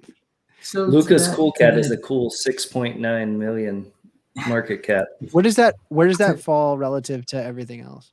And go ahead, Chugs. I feel like you've been trying to get in. I was just going to say, with challenges in general, I think the part of the push-pull that's going to have to, start happening is there's going to have to be some kind of blood, sweat, tears premium placed on challenge rewards and pieces and all that at some point, right? Like I tweeted out, I said, like, imagine climbing a mountain and reaching the summit, getting a jar of dirt, and then the first thing you do when you get home is throw it up on eBay. Like, really? That's what you're going to do? Like, I just feel like at a certain and what you were saying is people aren't necessarily offloading as fast as it may seem based on like the levels. It's probably people who came short of the mountaintop and are just getting rid of their gear at that point, to keep with the analogy. But I think at a certain point that has to show itself in some way. Like, I'll be honest, like if I finish this Cool Cats and I get the LaMelo, like I'm not going to let go of that so easily. I'm not going to just see whatever the lowest ask is and be like, well, I guess that's where people are paying. Like, screw that. Like, that took a long time and a lot of money and blah, blah, all that stuff. Like, I don't know, Mike, when in the early days, if you felt like a sense of kind of collector's pride completing a challenge, like that kind of animal spirit has to sort of reveal itself eventually. And I would think that that's what Dapper and TopShot want. Like, it's not their prerogative for you to make money on a challenge. Like, it's not at all. And so the thought that you're supposed to like make money on a challenge, I feel like is misguided in terms of like what TopShot is supposed to be all about. And not to get too like hot takey on it, but like that's I strongly feel I feel strongly about that. But, so I agree with you that there are a couple challenges, I guess, with that particular challenge commentary. The first one is you can acquire the moments after the challenge also. If somehow they built an environment where you can only get that challenge by completing the challenge, get that moment by completing the challenge, I do think that would change the dynamics, but you can replicate everything. You can collect every single one of those moments after the challenge. And so if it's a money losing venture to do the challenge, therefore by definition, it makes more sense for you to wait till after the challenge, and your collection would look the exact same, but you have some additional Dapper balance in your pocket. The one thing that they could change about that, which it seems like they floated. Unless sellers though said we're not letting go of this thing so easily. But again, that's, the market will market. So the one thing that they did float recently was having some sort. I think they floated this. The First Mint tweeted out something along these lines that they may reward people who organically completed the Cool Cats challenge rather than buying it off the market, which kind of adds an additional incentive to have completed the challenge. Greatest rumor. Yeah, let's not. I don't want to touch that one. For a subject, I wasn't around for the original challenge, so. And so yeah, so the positive of that is that it makes it more attractive to actually complete the challenge, which changes the calculus to completing the challenge or buying the moments after. The negative of this particular case is I am all for everything, as much information as possible being shared upfront and letting the market play out. I don't like kind of changing their tune midstream. And the challenge with that is severalfold. One, people have planned around the existing knowledge. Two, it kind of, you don't want the feeling among collectors where if they're not on their phone 24/7, they can't compete in the market. And so if someone didn't find out about a new piece of information for 24 hours or 48 hours because they were camping in northern Maine, that's a problem for them. And that could be a very expensive mistake. And I don't think that's a great environment for anyone. That was I agree on oddly consistency specific for example. sure. Were you camping in northern Maine recently? No, but I want to be. I've only been to Maine a few times, but I love it up there, and I associate it with camping. So no, I was not. But when I say camping, I think Maine.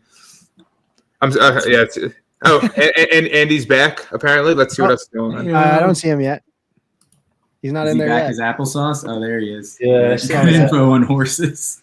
Got some good info on horses. This is we're gonna talk Top Shot, and I don't know anything about said run. I do think it's interesting. You mentioned the approach of you just can't list reward moments for sale. Like the challenge reward moments are just not available to list, and you just own those. But then are they worth anything? Yeah, I don't know about that. I don't know about that. I know what you mean. I think it's more that I would hope that as the market matures, there is some sort of, I call it a blood, sweat, and tears premium.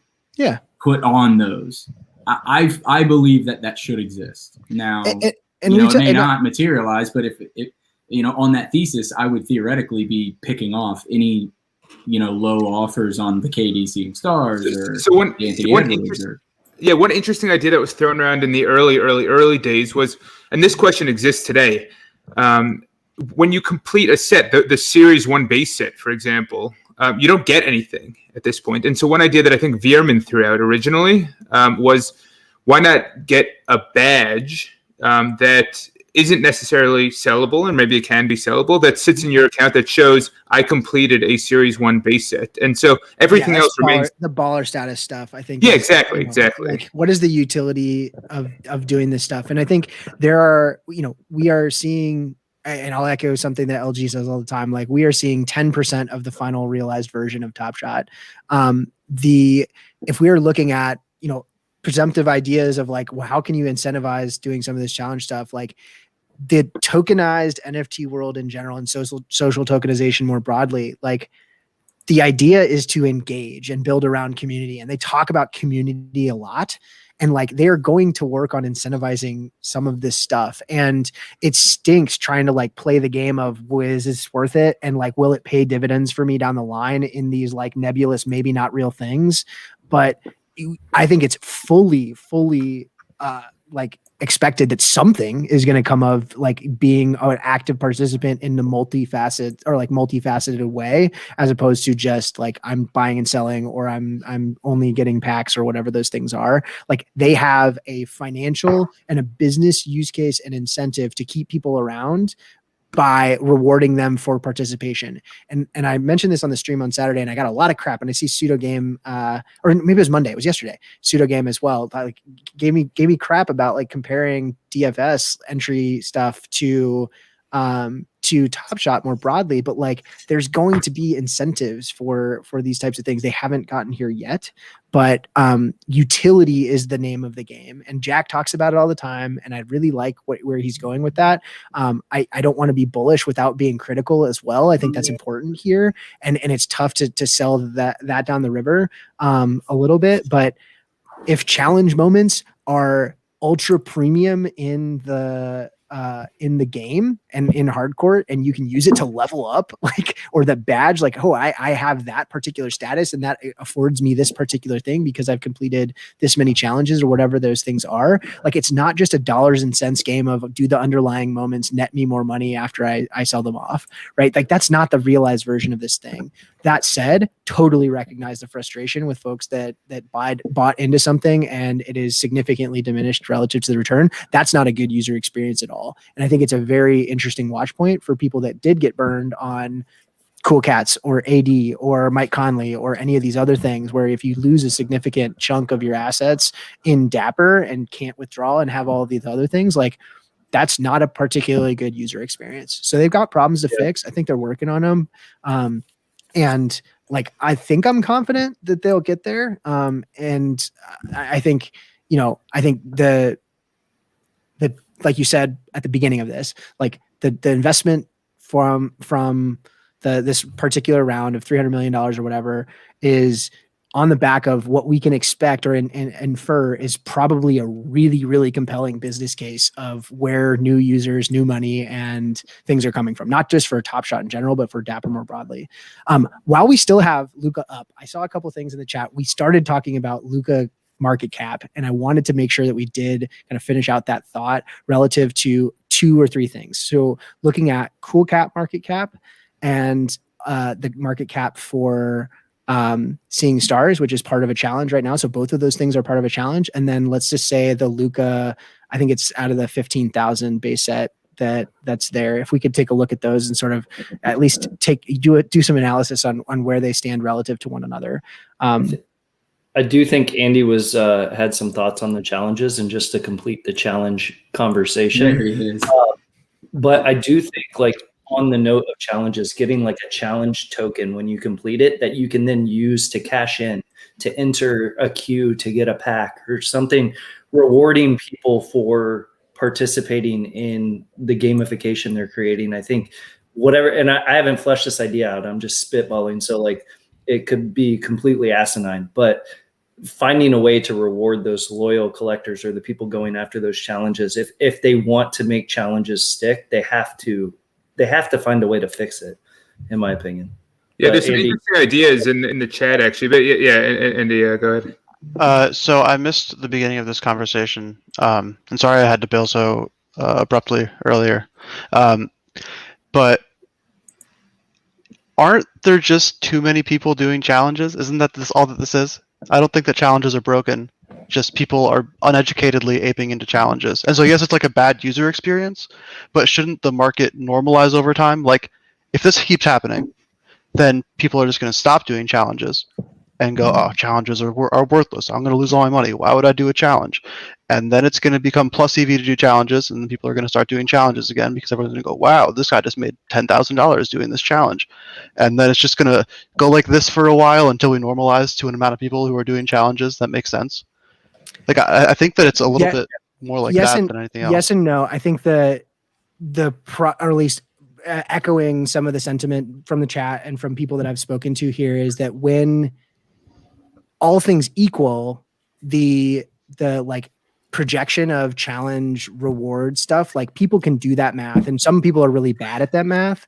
But when there are external factors that are preventing you from doing it as designed, whether it's market slowdowns or like they prevent gifting, or, they're now saying that you can't do these things off market that like allow you to sort of finagle and collect, beg, borrow, steal, right? Like, it shouldn't just be pay the lowest ask for all of this stuff, and that's what you're required to do. So when Dapper or NBA TopShot is making some of the restrictions different than what they were, like, it used to be plus EV because you could do these things, because you could pick up multiple of the core pieces in packs, and that's not really possible anymore. So it like the landscape has changed pretty significantly. So people were working off of the assumptions from before, and that has changed. So I agree with you. Like, things will kind of level out as people get better at the math and the realities of how the dynamics of prices over time change. But I think it's not.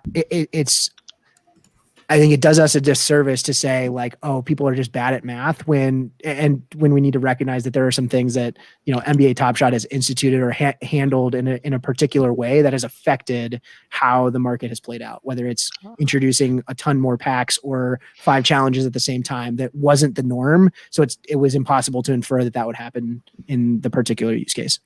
Yeah, I guess I think that it's I would agree that having like 6 challenges at a time is stupid. I don't understand. TopShot people are very smart. They do a lot of things really well.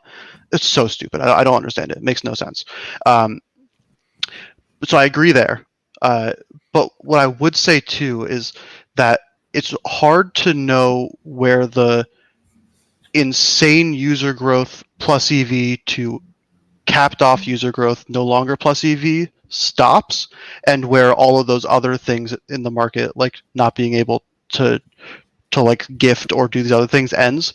So I wouldn't I have a hard time with that argument, absolutely, just because I mean it's tough to separate the variables. Yeah, and so I did all of the original Holo challenges. I was not on the platform to open Holo packs.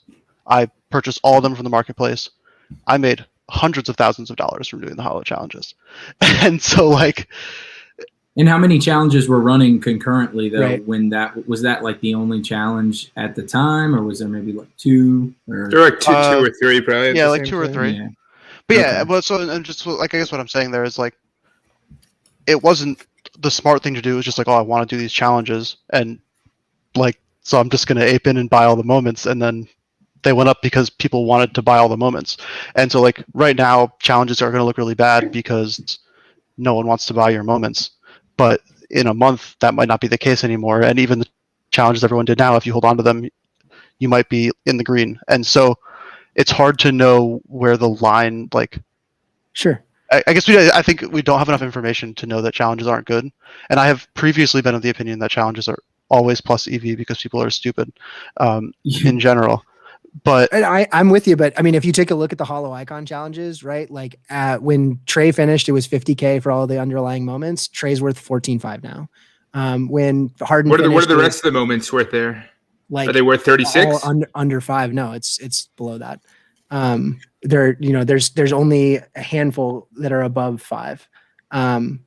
So it's really significantly diminished. Not part of that is again market downturn and all that stuff, but there are some significant discrepancies there, and I think Andy, as unrelatable to me as that experience was, I can definitely appreciate that, and I appreciate the viewpoint as well that people need, and hopefully what this stream is doing, and where I sit and where I think Chugs and some of the other folks in here with Matt and others is we want to give more information to people so you can make informed choices, and not because we're telling you to do this thing, but here are the tools that are available to you to make these assessments and to make smart choices and not ape in when it's not plus EV. But I think that your assumption that everything was plus EV before was the assumption that put people in a position where they got totally hosed on AD gift and all of these other things, because the everything flipped. And maybe in a bull market and when things are just either stasis or going up, that may be true.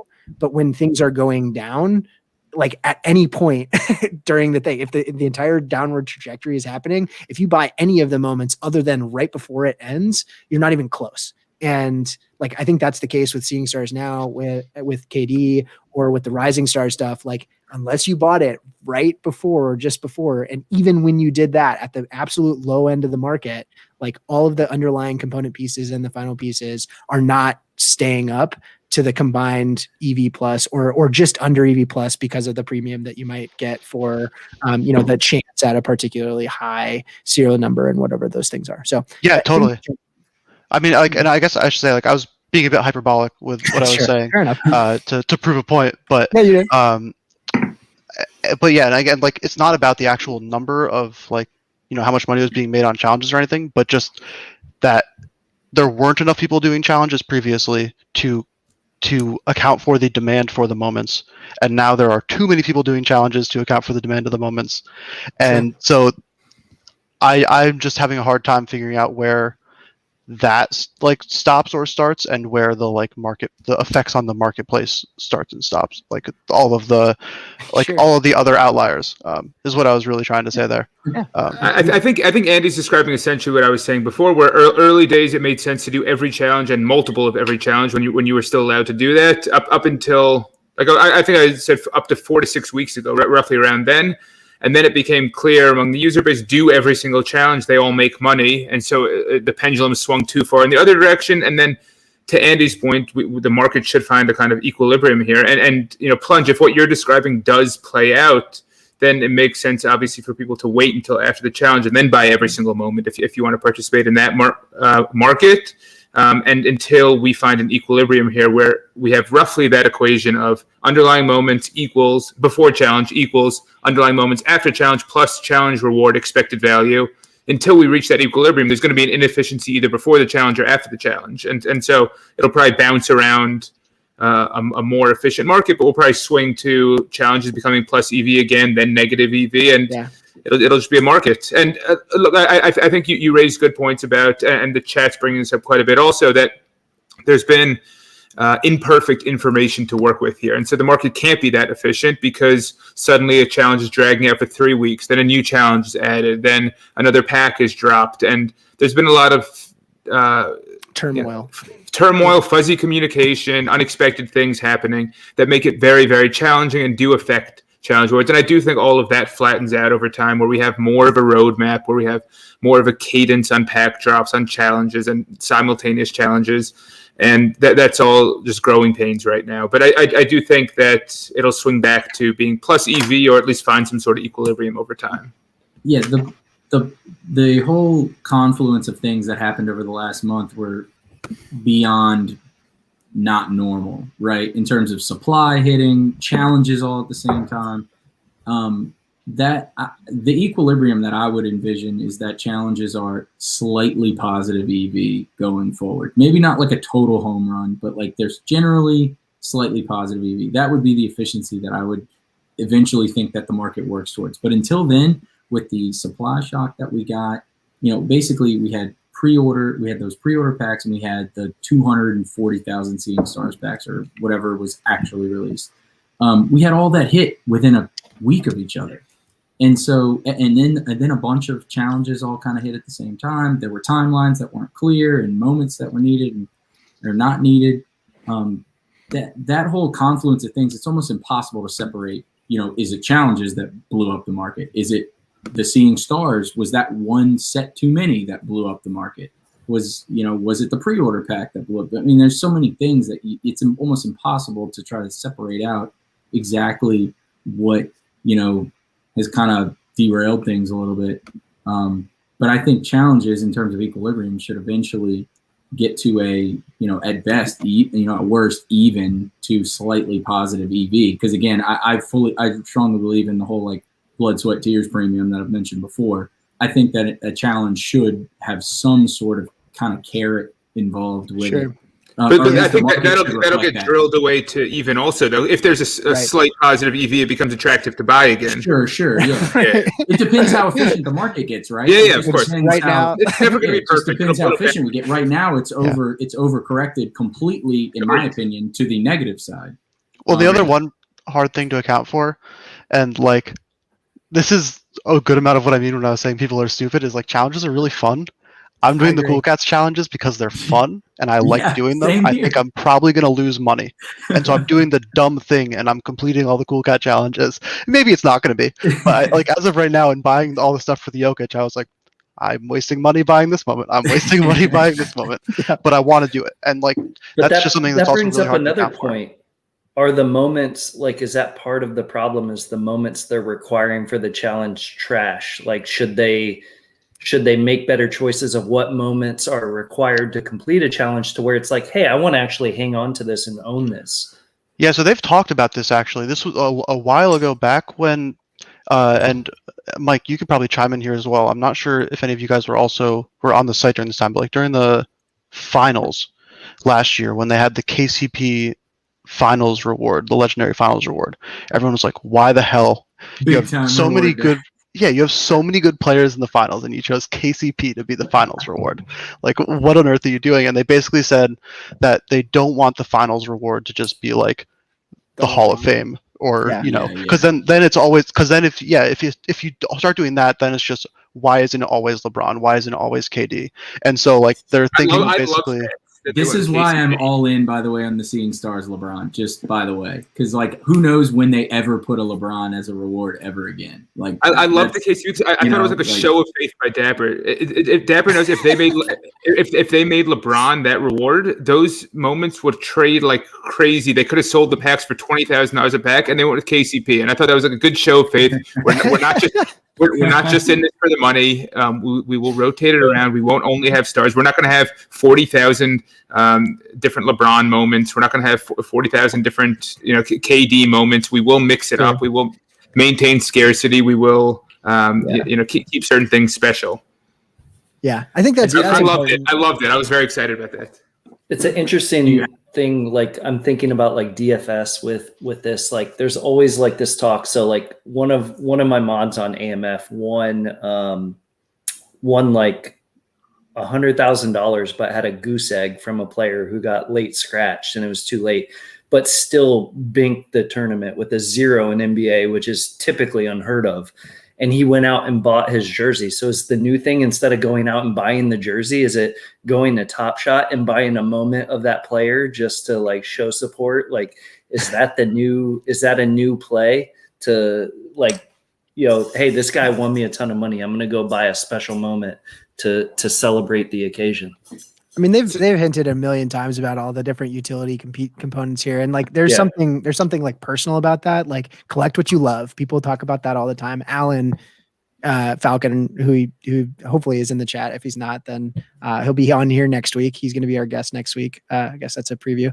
But the concept of like collect what you love, that's like, I can't agree with that more. And if you're looking at your moments and you're like, I don't even like 90% of these because they suck, or like I don't really enjoy looking at them, or I'm just in it for the money. You're talking my Robin Lopez. Yeah, I love that moment. That's a fun moment. Like, no, that's fun. That's a cool Sideshow thing. Bob with the no. Sideshow Bob with the no look. I have a personal favorite. What's your personal favorite?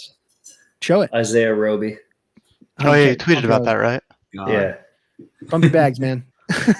I love that. I'm a I've Thunder not fan, sold so. a single Isaiah Roby moment. I will hold on to those forever. Vooch is like still hurting from that. I think much like a lot of people that got in January, the First Mint podcast was the first podcast that I started listening to. And then like the second episode, he was like Isaiah Roby, John Wall. And so I bought a bunch of them. And like in the last time when I was trying to get liquid, I was like, they went up. And so I sold like 4 or 5 of them. I think I might have on one. you. Never sell. So I have the opposite. Seriously. I really don't like Kyrie. I really don't like Kyrie. And So you don't have any Kyrie? I mean, I have a little bit, but like compared to every other potential, like compared to every other potential NBA Finals MVP player who exists in the NBA right now, I'm like incredibly underexposed to Kyrie. I tried to get Andrew to buy Kyrie bases so many times. Is that because you Talk think about Kyrie the could 69. fall off the face of the earth at any time? Well, yeah, if his boat goes too far. And Can you log in, or can you go on to Live Token and just go on the deals page real quick and just scroll? Oh, right here, the top of the page. So again, we've mentioned this earlier. So if you joining us now, like, it was not my idea. Someone chimed in and like it was in the Discord that there was like a show of solidarity for setting the KD at 69,420. I don't own a KD, so it's Blood, Sweat, Tears premium, baby. Yeah, Brett, There that's the 5 flame discount. This shows a flaw in the algorithm here, because clearly that's not a deal. There's something wrong with the algorithm.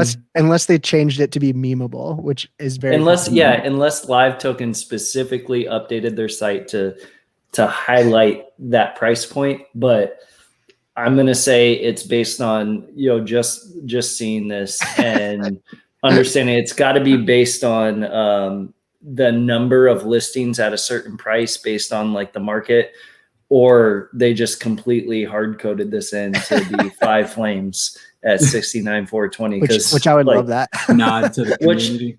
mad respect if that's what they're doing. Like I really like what Live Token's doing. I think they're doing an awesome job and like innovating this space. Yeah. So we don't have to talk about somebody else's tool. You're on the podcast. So I don't care. Like tools are tools, and there's always going to be other tools and new tools. Like I feel like our tools stand on their own. And if Live Token can exist, evaluate.market, like there's a ton of awesome TopShot tools. But I know you wanted to talk about before we derailed on back into challenges. You wanted to talk about so I just wanted to talk about the market Luka market cap stuff. So in looking at this, like, and the thing that'll stick out, like if you look at, and it's sorted by market cap, right? Or can you sort it by market cap if it's not already? It is sorted by market cap currently. So the top one is obviously the Cosmic, which but then beyond that, you've got Cool Cats at 6.9, and then you got base set series 1. So that Cool Cats at 34.64 or whatever. Like, where does Luka fall after the challenge, right? So it's got utility premium now, but like the comparison is probably, and I think Andy, you probably, like when we were doing the initial, I remember this was like one of the first club top shots that you were on. You were like, it's going to be $400 to $800 based on where he fell. I remember that. This was my first introduction. This is my first introduction to like market cap math. And I was like enamored by this. I was like, oh my God, this makes so much sense.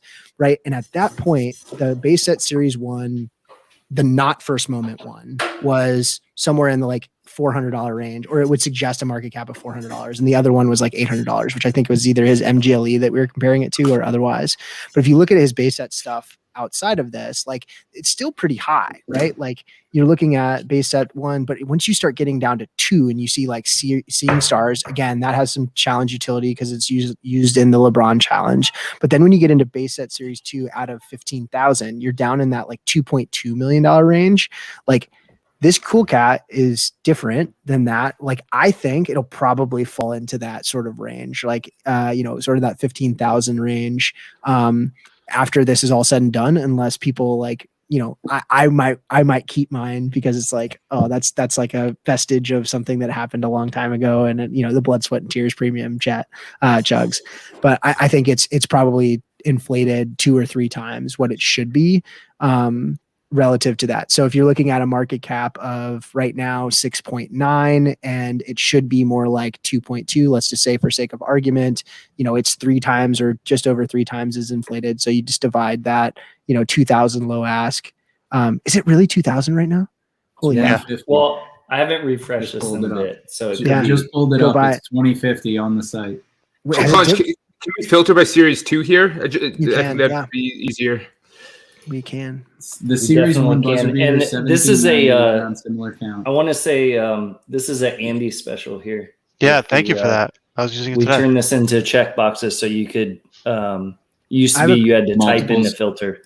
I have a question for you. And I was actually thinking about this from a usability perspective, and I will absolutely and gladly submit a form or like an actual request. You're VIP. I'll submit the form for you. Plunge. How are those sorted? What like do you mean? When the set name, you click the button, like right now, it's like, I have no idea. Make them alphabetical. Sorted for chaos. Question. I will ask him, but Plunge not sleeping tonight. He's going to be staring at that list. Chronicles. Either like. It's definitely not chronological. It might be the order in which the sets were. Anyway, I don't know. You don't have to know the answer to that question, but that was my curiosity from earlier. So anyway, Mike, as you're explaining, I told our developer we wanted like a type ahead to where like you could type, so that way like you could filter them quickly and check it. But get on it, chat. What's his name? What's the developer's name? Let's give him a shout out. Chris. I don't know if he wants me to share his last name or not. Okay, I won't share Chris's last name, but Chris, thank you for your blood, sweat, and tears into this, because I use this tool every single day. Again, and if you guys are not the site as I do, so he is working just as hard, and we finally got it to a marketable point. So I'm very pleased with the progress we've made. But you said sort it by series. Yeah, so it's. Yeah, so we're just looking at like more apples to apples as opposed to apples to elephants in some ways. So what? No, what's the maybe apples to steak? Well, no, it's like apples and oranges. Like, why can't fruit be compared, man? That's a little dicky. Why can't fruit be compared? So anyway, if we're looking at this you don't think Cool Cats carries any premium over base hit? long term, Yeah, or does base hit carry a premium over Cool Cats because Cool Cats is kind of weird and gimmicky? I think the latter. I think so. The latter's case. Then, do you think it might be below 2.2? I would say it's tough to gauge because it's smaller mint size, and it's got that weird 30. Like, it's hard to say. But if I was trying to project what I think Luka fell to after the challenge, I would start there. I would say, okay, that's a good peg point, and then somewhere in there, because there's just not that many data points. Could be 3.5 could be a ceiling, 3.5 to 4. Yeah. Like I don't see it above. Well, but that Seeing Stars one, one's going to drop too, because it's also part of that LeBron challenge, right? So like all things relative, that's probably more like 3 if you assume like a 30% reduction or whatever. Like that's more like 3. So 2.2 to 3, maybe below the base set could be. So like 2 to 3, I think is probably where I would do the math. And it doesn't need to be a perfect range, right? Because it's there's so many factors in there. So I think you're really looking for those ranges. There's lots of different places that do this and have done this for you. I'm actually going to share a tool. I'm going to send it in the chat right now as well for folks.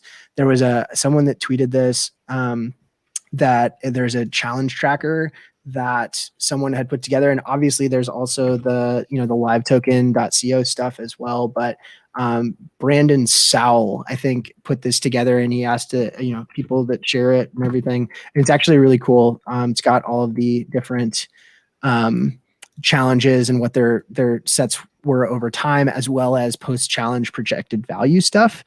So if you go down to the tabs along the bottom and looked at, for example, Cool Cats 3, for example. What's that? Yeah, that's sad. Go donate to him because he's awesome. No donors. But like if we looked, at the Seeing Stars 1, for example, this is like the retrospective of looking at Durant at that point, was like, here are the post-challenge projected values off to the right side in columns AC through AE, where it's like, okay, here's our low, here's our high, here's our mid. And actually they're sort of like pretty good projections there, but those are all based on like market cap projections. So, as you're doing the math here on these things, having tools like this, having access to resources like Add More Funds, having access to resources like Live Token and some of these other things can certainly help like put more power in your hands to make some of these choices. And following some of these people on Twitter and as these websites are popping up as well, the First Mint being one of them, and there's others that are coming or are already out there. Like we want you to have good information and be able to leverage it. One thing I want to make clear too, and Chugs and I talk about this a lot. Like I've got, I don't know, I'm not it's not a humble brag thing, but like I've got almost 10,000 followers on Twitter. Chugs is somewhere in like 5 or 6. I think First Mint has like 42,000. TopShot has 220,000. There are 300,000+ accounts that have moments in them. They said that there were 800,000 accounts in that article today, but that's because there's 400,000 bot accounts, at least. but like let's like the capturable market, right, of people that have eyeballs that are potentially interested in TopShot is not that massive. So like in the grand scheme of things right now. So like having this information at your fingertips is helpful, but we need to have more people have access to that information and it be disseminated widely and like know what's available, because if there's 75% of the people that are participating in these challenges aren't listening and watching and reading and learning and in the same immersion that we all are because we love it. And much like MBL was saying earlier, like you find yourself like spending a ton of time on the site because it's fun and interesting. And like, that's just the kind of brain that we have. Not everybody's wired that way. And there are tons of market participants that are not wired that way. And we have to recognize that as well, that like we're never going to get to 100% rational market with 100% rational actors, because we're just not going to have that. And the barrier to entry for those people is lower than it would be for like actual financial investment in something like a stock market where you're making choices about a particular stock. And the choices that those people are making, the retail investors versus the institutional investors, are not significantly swaying without like significant dissemination of information and choice. So I just want to. Go ahead, Andy.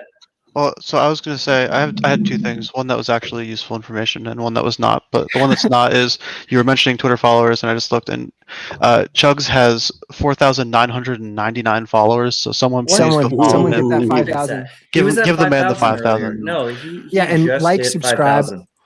subscribe, all Really? that I stuff. see I always forget to say 499. that, but subscribe. Somebody and I'll post- unfollowed you just so they could become the 5,000. They wanted to We just hit 5,000 earlier today. What if I was too, gonna Chuck, do so a giveaway You and or I at something? 5K. We're the baby Twitter in the group. Yeah. What was the useful bit Oh, of information? Yeah, what was the good I part? wouldn't say it was useful necessarily, but I noticed someone, I don't remember who, I'm sorry to not credit you, doing almost like more legitimate TA on TopShot moments on Yeah. Twitter recently. Alexander. I'm curious what you guys think about that. I have my own personal feelings, but I'm more curious what you guys have to say about it. What are your thoughts? I generally don't really care for TA What anywhere. does TA mean for people that don't know? Technical analysis.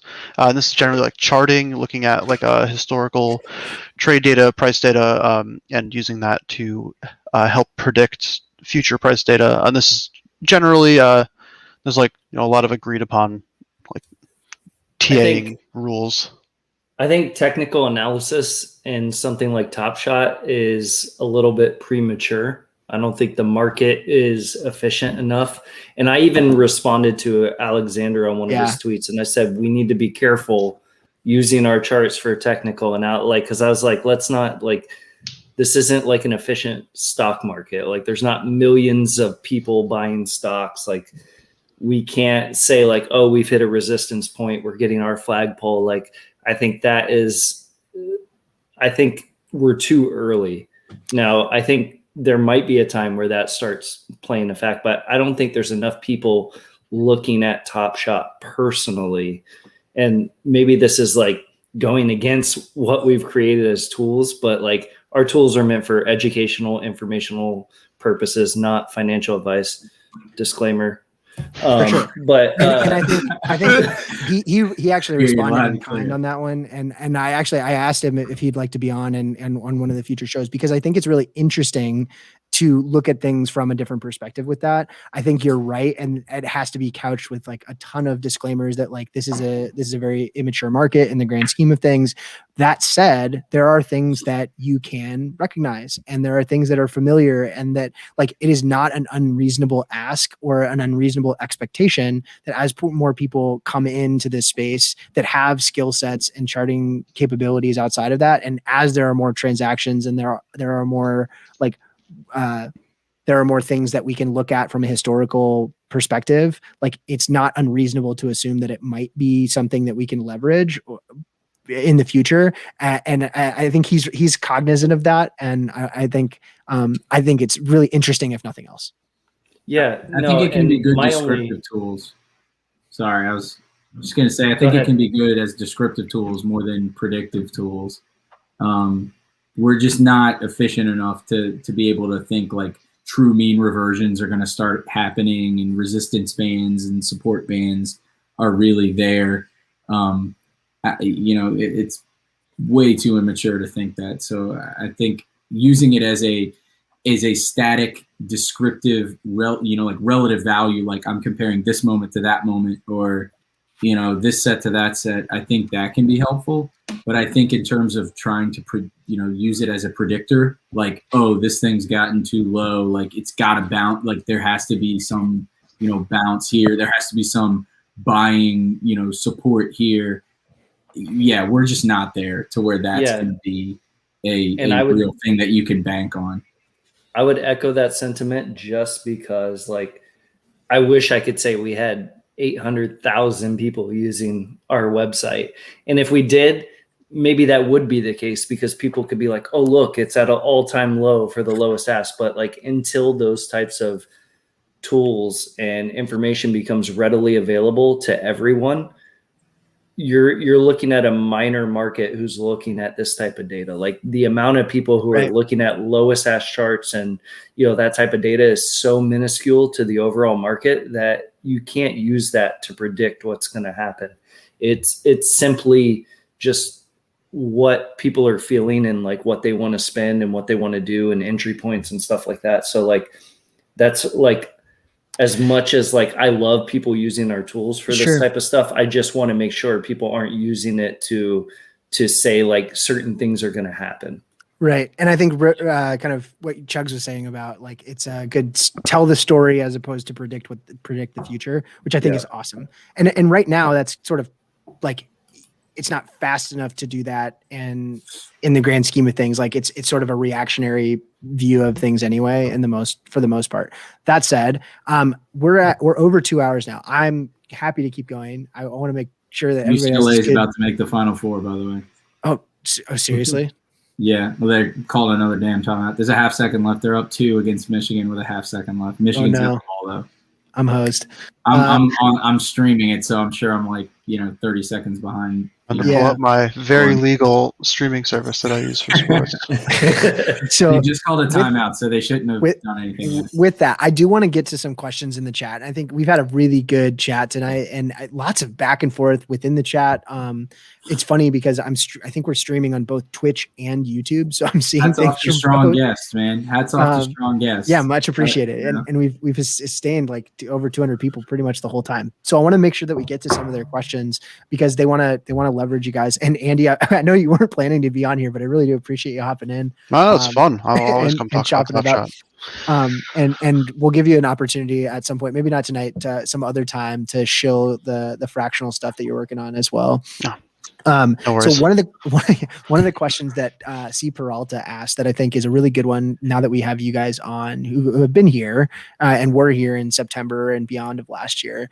What did the market and site look like in last year's off season as we're preparing for an end of July timeframe or so for the I think it's July 16th is Space Jam. So that means that's between game 4 and 5 of the finals. I think is remember the tweet, but between July and Halloween, like what's going to happen? You want to go first, Mike, or should I?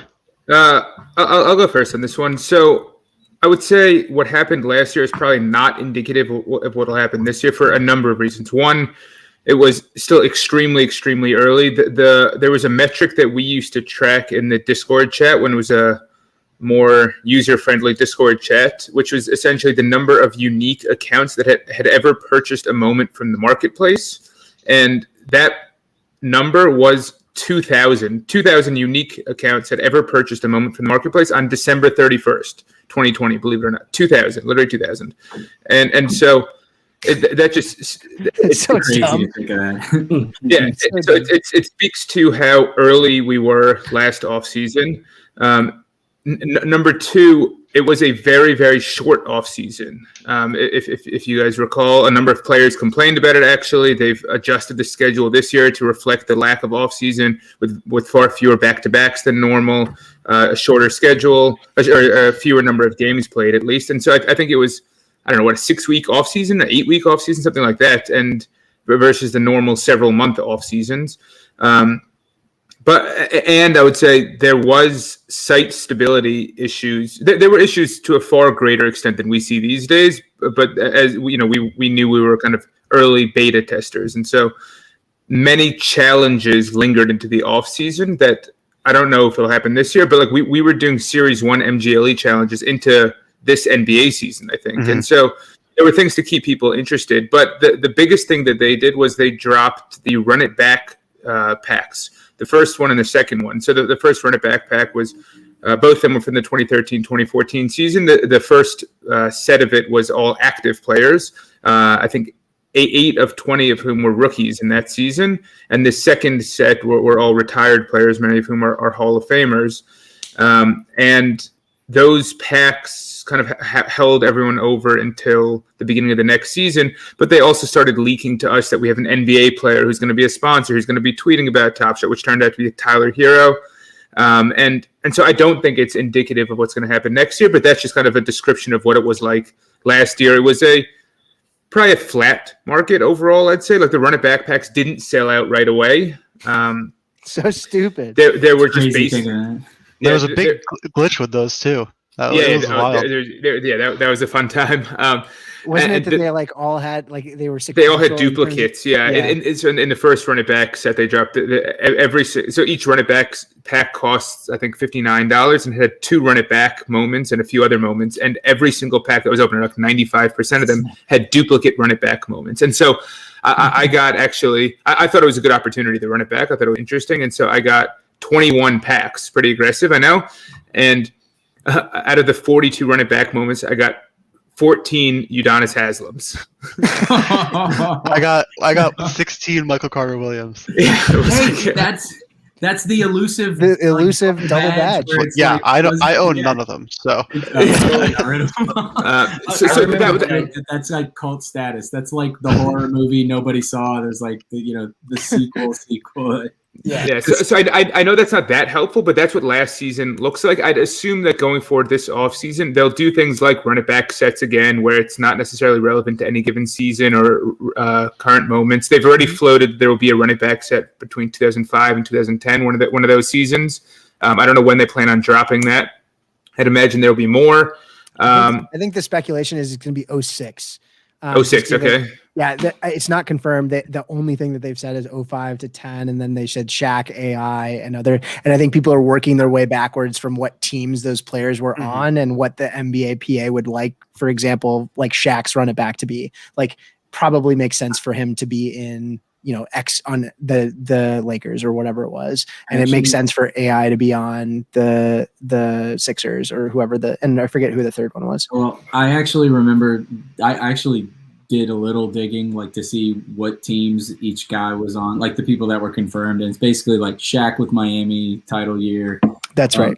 AI in like his first year with the Nuggets, where he was still pretty awesome, or maybe it was like his first year of the Nuggets, or like last year. With so completely the opposite. Of what I just said, and then T-Mac was, I want to say, on the Rockets. I can't remember, but I remember trying to be like, what's the year where like they all three were still like kind of peak of powers, right? And I want to say it was close to that. It was like 6 or 7. Oh shit, like I was wrong, but okay. Well, so anyway. You said 06. It's just speculating on what team they were on. I mean, we're really degens right now. We're speculating a run it back that has not been launched. That's a 5-year window. Run it back holds a special place in my heart because like I couldn't buy the pack, but I bought a bunch of Drew Holiday run it backs for like $25, and then that's how I funded my account. Like I basically flipped those and turned it into like some Rudy Gobert So Fresh for like $40 and then sold those for like $1,200. And then like, I was just like, I had like 10 Rudy Gobert So Fresh for like under $80 and then just like use that to like build my account. And that's what like that's awesome. That's what I've been like working from is like a total like investment of like a few $100 and just like trying to just I have withdrawal capabilities, but I've just been like reinvesting into new moments to try to just increase the I'm a big whiskey collector, so I'm a big fan of collecting and holding. So like I understand that. What are we talking entirely. Here? What kind of whiskey? I mean, like, I think I've seen pictures of this. He's gonna show the closet, isn't he? I mean, is it? See the closet. Can you see it from here? I don't know. We can't. It's around the corner. It's like the coat closet because I live in Florida. Don't need coats. Can you set up some mirrors or something where you can? Whip out the phone camera. Need a William Weller. I've got 6 of them. Like you literally. I have we have the photo from earlier. We had a group chat where you do have the photo from earlier. Yeah, I don't know if that can be shared. But I do want to answer the actual question. So I think it was C. Peralta who asked the original question about what this upcoming offseason might look like. So that was what the offseason looked like. As I mentioned, I don't think it's that helpful. This coming offseason, I think the best way to think about it is they'll probably do some run it back sets or some other sets that aren't necessarily season specific, maybe some like dunk contest sets if they don't want to do that, or in the All-Star game, something like that. My guess is that's around the time when they'll introduce the game itself, maybe around that time, maybe during the playoffs or the finals to keep engagement. And finally, I think the best thing to do is to look at physical sports card market. When in doubt, we have a great blueprint of what this market's going to look like. And look at the baseball card market and how it does over the winter. Look at the basketball card market and how it does in the fall. Look at the football card market and how it does in the summer. And I think that will give you a reasonable idea of what to expect here, where, people won't be as engaged. I mean, sometimes I come back to the site just after a player had a good game just to see what his moment did. And obviously that dynamic isn't there. There's not the highlights happening on ESPN to remind you about basketball and, TopShot, right? But having said that, it's hardly the first market to have an off season. We have sports memorabilia and physical sports card markets. So I don't know what those look like personally, but that's what I'd recommend you look at. Yeah, and I would say on top of that, what I think there's like a couple, as Mike was saying, like it was we were so early, and also it was such a weird season that while yes, it was a short off season for a couple teams, there were some teams who I never saw play during the time that I was on TopShot for that season. Not since February or whatever. Yeah, and so it was weird in that sense because like to me there were massive market inefficiencies where I was like, this player is good, but a lot of people like who are collecting right now don't know basketball and they just think like they've never seen this guy play. They just don't know. And so that was really interesting. And so there was a lot of weird stuff going on like that, and I definitely don't anticipate that to happen again. But I would also say that generally the NBA is as close to a year-round sport as you're going to get with how crazy the market is. Yeah. And so the market, like, I feel like it wasn't that insane this past offseason. I think because there was a lot of uncertainty around COVID and all these different things. There weren't like a ton of crazy blockbuster trades and stuff. And so I think that could be an interesting thing to see kind of play out, what that looks like. I don't think this is a question, but Wade's is in the chat now, and he's nominating you to be in charge of TopShot Twitter. What's up, Wade? I support it. I'm in support of that. The voice of Wade's, like, I need his voice to like be able to read anything I'm reading on screen, because it's just so soothing and like. I love every part of Wade. His voice. My Siri is an Australian accent, actually, and it's a woman, though. It's not Wade's. Do you call it Wade's? Not Siri. No, it's a woman, but it is Australian. I wanted to say there was a question in the chat that this would be more to Mike and Andy. They asked about an MVP or a Rookie of the Year set. I know that the MVP move set was done with Giannis. Do you think that, like, seeing how that kind of has done, like, longer term, and honestly, it's not their concern really what it does after it's launched. Do you think that's something they'll probably continue to do, like an MVP set every year? Or do you think that was like trial and error? They'll probably, maybe not do that. I don't think we've gotten any actual clarity to that. No. I really hope they reconsider. I personally, and you really liked the Giannis MVP set, didn't you? All 10 of those moments. And he was like trying to send them to me. He's like, just take them. I don't want anything in return. I just don't want to I mean, you see how it is in the market. It's largely hated for the most part. Yeah, well, it's tagged too. Like, God. I am of the opinion that like TopShot has done Giannis so dirty. So, like, the man has like 700 moments, and you go, I want a Giannis moment, and you go and you look, and you're like, which of these million moments do I want to buy? They're all dunks. Yeah. Like, and which Euro step? Pollution. Yeah, and so the same thing. Sorry, Plunge, but your rising stars. It's not going to matter. What's Giannis's last name so I can look it up? Antetokounmpo. Yeah, it's easy to spell. Yeah, but so I was thinking, I thought it'd be really fun to have some type of like MVP thing where the MVP was just the reward, and you had like the top 5 MVP vote getters and Rookie of the Year and Defensive Player of the Year and some other stuff as maybe all the moments in the pack. Yeah, and it would just be like the awards pack or something. I think that would be significantly more interesting. And you would have one MVP moment that would be the reward for the challenge, and you know it's going to be a really good player, and it would be like a memorable thing. Yeah. So I think that's really interesting. Something I would love along these lines. Oh, what is this bright screen? Yeah. If they said at the beginning of if they said at the beginning of the season, like just after the finals ends, we'll have an MVP set that works how Andy described, where whoever the MVP of that season was will be the reward. And the top 5 or the top 10 vote getters would all be the challenge component. So you can almost bet on player performance throughout the season that ties into an actual challenge, and it's fully calculable and automated and algorithmic by the votes that come out. And the challenge just emerges after the finals, after the votes come out. And holy shit! And it's existing. I didn't realize there were this many moments. There's so many. Yeah, exactly. It's Chef Lizette. This is the answer to your question. The first Series 2 base moment of the top 10 vote getters Right. will be the challenge component. That's your bet. You That'd be place really your cool, bet. Mike. I'd like Yeah. that. I love that. I love Yeah, that. I think I just like anything where the information is available in advance of, and then people can place their bets accordingly. Gamifies it. Yeah, play your game, play your theory, whatever it is. Yeah. So why do we think Giannis is underrated? Okay, so this, if we're going to circle back to market cap things, do we think that there's an overall market cap concept? I don't know if this calculates it. I guess it does. Do we know Giannis's overall market cap across all of his moments? 48 million. Okay, and then if we compare that to Kevin Durant, I'd imagine Durant, who has 5 moments or something like that, is a fraction of that. A good comparison, yeah. And then do we think that matters? Like, assuming that tomorrow they release a new base moment, each of them has a 50,000 edition size, assume that they're considered to be equivalent players. I think people prefer Durant, but just for argument's sake, and assume it's the exact same play, will those moments be priced the same, or will Durant's be at a premium? Well, it's like scarcity within scarcity, right? Right, so does that matter? Well, I think it does. Like Klay Thompson's going to come out, and he's going to be freaking the most expensive. He's like, no matter what, he's going to be super expensive, and it's going to be because there's only one of them. But I mean, this is saying it doesn't matter. Well, I'm let's saying, look. I'm saying.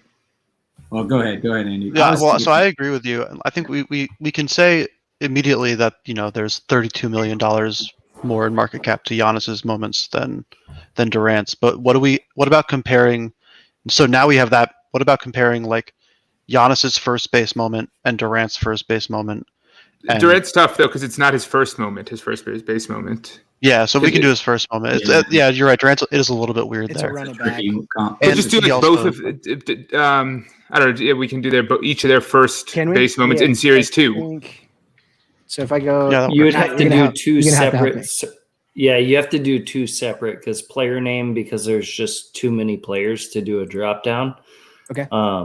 So then but I you'd pick, have to what, look what at am I this. which is the one I'm picking from this MBL for the I mean, whatever we think are the two best comparable moments. So maybe it's each of their first moments in where does Giannis's first base 2 moment go to? Is it 7,500 edition size, or it's bigger than that?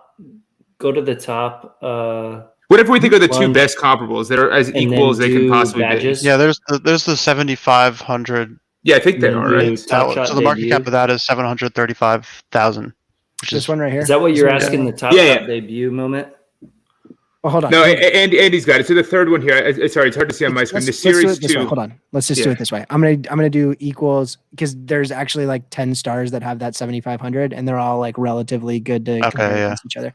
So let's do that. So we'll do circulation equal to 7,500, and just look at all of these guys across. Yeah, this is a great idea. There you go. So according to what we just So saw, many ways to use it. Durant should like be miles and miles and miles above anyone else, and he's like slotted roughly where his skill level is. well, And this makes sense to me. Giannis is way too low. That would be my case. Do you think so? I agree. I agree. Giannis is low, Yeah. but then I also think there are Yeah. other factors. To Giannis, small market, a kind of ugly game, realistically. Sorry, Plunge. Kind of. It's a beautiful game. Yoga Bonito. It's kind of an ugly game. It's not that fun to watch. He just dunks. He just spins and dunks, and so I do think there's a bit of a Giannis. It's an oversaturation, and he's just a big. I mean, he's just. I don't know. By the way, he's got the most disconnected, like what I expect him to sound like versus what he actually sounds like of anybody that I've ever seen, like ever. Did you see really the video over of him Patrick having chicken Mahomes? wings in Memphis this year? Like he's That's sitting true. down talking about chicken wings. Yeah. It's hilarious. Yeah. So I mean, but where Like should the he fall? kid in Disney honestly? World. I mean, should he fall above the two, like rising, not rookies, but really highly touted? Like, He should should he be 100% above be Curry? higher than them. He should 100% Yeah, be he should. higher than Zion and Ja. Not even 100%, I close. agree. Bite your tongue on Ja Morant. So you said Actually, though, I agree. He should be above them. Because they're not rookies here. Yeah, Right. he should be True. above them. I think Series 2 players have an interesting thing. Season 2 players are sophomores in Series 2. I think they are all probably a bit bloated because people just like the only other things they're comparing it to are their rookie moments. Yep. I do think Zion and Ja though are uniquely like long-term awesome players. And RJ Barrett, right?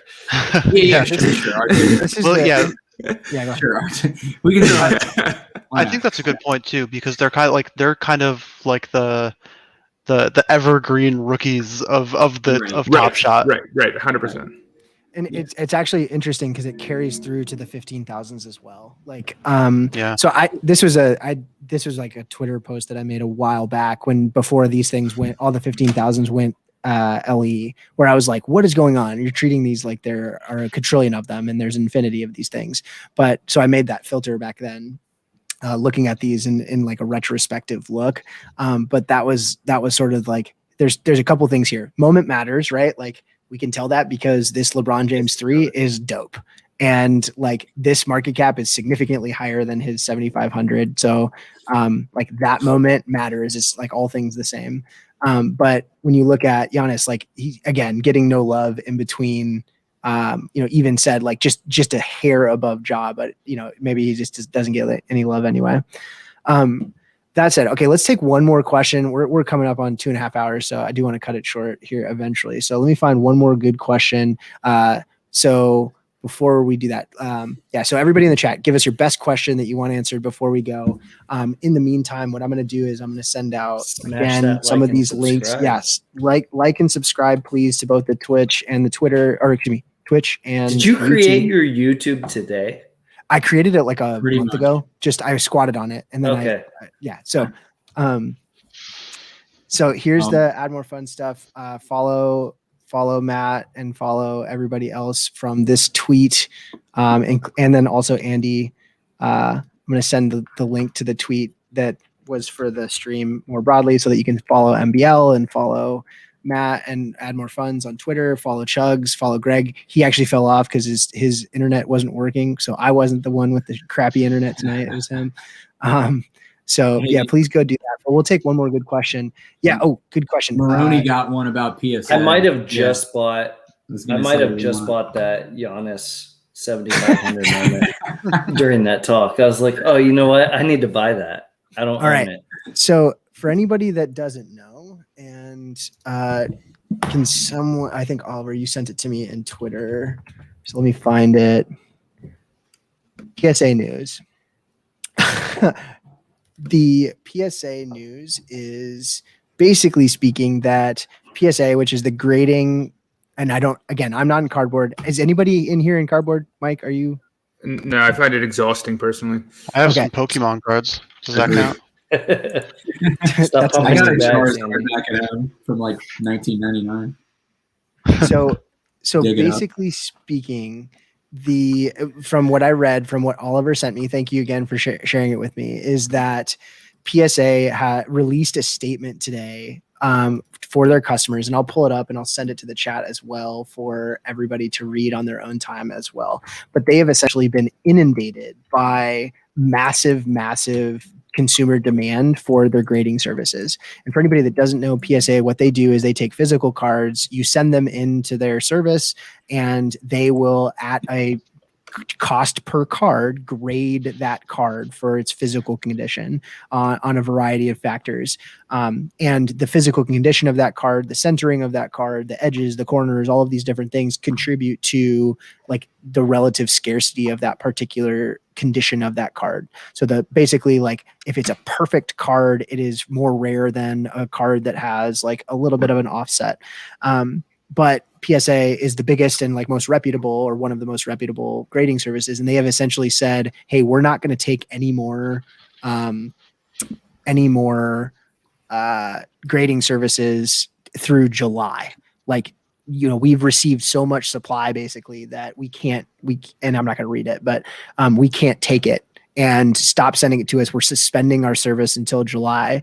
And so Oliver actually sent me this message and was like, hey, this is actually potentially a really big thing for TopShot, because there are collectors that will, in theory, be kind of directing their attention towards something else that they don't have to wait on longer than they already waited.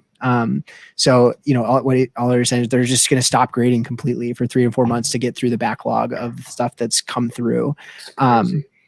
And big picture, though, I think that this speaks to big picture. I think this speaks to kind of the benefits of NFT and digital collectibles over physical. I mean, this is a barrier clearly that TopShot would never have to experience, right? I mean, so that's one read through that you could make. So that was kind of the first thing that I thought. I was just like, look, this is something that digital never would have to really experience. Now, there could be other issues that digital could experience instead, but when Dapper's servers go down and we can't access our mummies. Yeah, when the marketplace is closed for a solid 24 hours. I mean, it's a little different. But I'm going to take this down so that we can see Andy again. Sorry about that, buddy. That's okay. I work better in the shadows. I was legitimately about to just message in the private chat like, hey, I'm blocking. We're blocking Andy. I appreciate your guys' concern, but that was not a concern of mine. So I'll take maybe I don't think this is the devil's advocate view, but this is actually to me, it's really bullish for trading cards. The company who makes their living grading cards was like, please stop paying us. We're getting paid too much money. You have to stop. And so they increased their prices, and it didn't slow it down. It's like increasing the pack cost, and demand's still there. To me, long tail, this and I let it basically my entire life and everything I work on, that this all means that going digital is going to be even bigger than what you would think. But I think it goes to show that there's still an insane amount of people who have crazy demand to trade trading cards, and I doubt that most of them are trading TopShot at the levels that we probably think they are. I think that it's a pretty different addressable market who are interested in these things. When you listen to a lot of the older collectible people like Bill Simmons, who's really in trading cards and stuff, talk about it. They're like, oh, I don't get it. It's stupid still. And so I think in general, the total marketplace of people who want to buy and invest into sports collectibles is net good for TopShot. And I don't think this changes the bull case for TopShot. That case was already clear. And it just confirms to me that this market is still growing a lot. Well, it's part of a bigger discussion, and obviously 2.5 hours in, this is not the time to really get into it, but it's just the bigger, broader notion of getting into alternative assets. I mean, that's really, and again, we're 2.5 hours in. I don't want to really open I think we'll save it for next time. But that's at the core of this. Let's go all night. Let's pull in all night, boys. It's finding other places, other stores of value that appear viable, and clearly physical cards are there. Clearly digital collectibles are there. And you'd presume that you're still in, quote, the early innings of that. It's still kind of figuring itself out. So I have a box of mid 80s basketball cards that are in protectors, everything. And they're supposed to be up in the attic. And I know for sure I have a couple of those Fleer Jordans. They're not graded, but I know I have some. And I asked my wife, are they up in the attic? And she was like, oh, I'm not sure. I might have donated those cards. And I was like, what do you mean you might have donated those cards? And she's like, well, you could have had a second whiskey cabinet. Jeez. We didn't have the space for them. So, and you told me you didn't care. And I was like, I don't recall saying I don't care about those. I wouldn't be married anymore. This would be a very big problem in my house. But where they would be in the attic, we have a walk around attic. And so they could be behind the Christmas stuff. And I just don't feel like bringing all the Christmas shit down to look for it. Yeah. But I probably should. It's probably worth it. Couple might be worth the extra 10 minutes. Couple $100 just sitting in the. Well, they're not graded. And not so yet. Come back it sounds like they wouldn't be graded for a year at this point. So even a crappy like whatever Rovell, who was probably pleasuring himself to that PSA article as well, but he's talking about he was talking about like PSA, grade 7 or 8 or whatever. Michael Jordan's going for like $3,500. I mean, I think it's worth probably digging behind the Christmas tree. Yeah, well, I mean, for 3,500, I'm not interested in the hours. Like, you don't understand how much shit my wife has in the attic. Like, all right, fair enough. Okay, like that'd be like a week of work just to like pull that shit down just to get to it. So I'm Just just wait gonna till you wait till move. Christmas. Oh man. All right. Well, You know hey, what? we should cut it. What are you going to say, Hold on, Chugs? though. Last Hold thought. on. One last thing. It has to do with Rovell. So we talked about at the beginning. This was before Andy jumped on. We talked about the capital raise, right? And Yes. he put out that poll where it was like, what do you think of Top Shot coming off of this capital raise? And like 34% of the poll, and it was like, I don't know, it was didn't see definitely this. flirting with 10,000. I'll try to find it and sing. I'll pull it up, see if I can find it. Okay. I It was like participated 30 in the poll. I did too. I said it was the next best thing. Yeah. Anyway, Same. 34% of this poll said that it wouldn't even exist in 2022. I was like, are you fucking kidding me? Like, who are the old heads on this poll right now? Like, this is absurd. And on the back of a capital raise. Like, I don't know. It's just Darren's in the Twitch. You gotta go watch your back, buddy.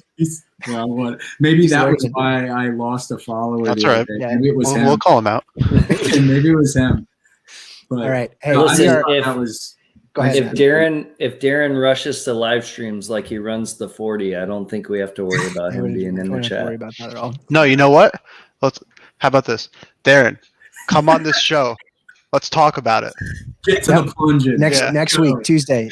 The invite is open. I would No, love that to would- be here for that. That would be an awesome. I think he has me blocked on Twitter. Yeah. Probably that's a badge of honor. I appreciate that. I only have a handful of people that I've blocked, man. Just so much negativity. And muted. I mute people more than I block. Yeah, if I you block mean, people, they post about you blocking them like it's Yeah. something Right, they accomplished. it's a losing proposition. Yeah, Why, yeah. why do it? I'm just trying good vibes only. I know I can get snarky and trolly sometimes, and I try and keep that in check. But I do want to anyway. end before we go. This What was is a that? whiskey decanter. So Yeah. this is a whiskey decanter my wife got me. For That's my very birthday. cool. It's awesome Baseball bat? because I love baseball. It's a baseball bat. It had my 1985 Wild Turkey It's older than I am. old school juice because that was the year I was born, 85. Showing my age. By a You're while. like 20 years older than Andy. Yeah. So I finished that off. We'll on let the stream. mustache fool you. He's like 24. Yeah. All right. Well, hey, we're gonna cut it there. It's been 2 hours and 35 minutes. Really appreciate all of you chiming in for this, and appreciate the effort. Mike and Matt and Andy and Chugs, all of you guys. I think you're all positive voices in the community, and I really appreciate your efforts.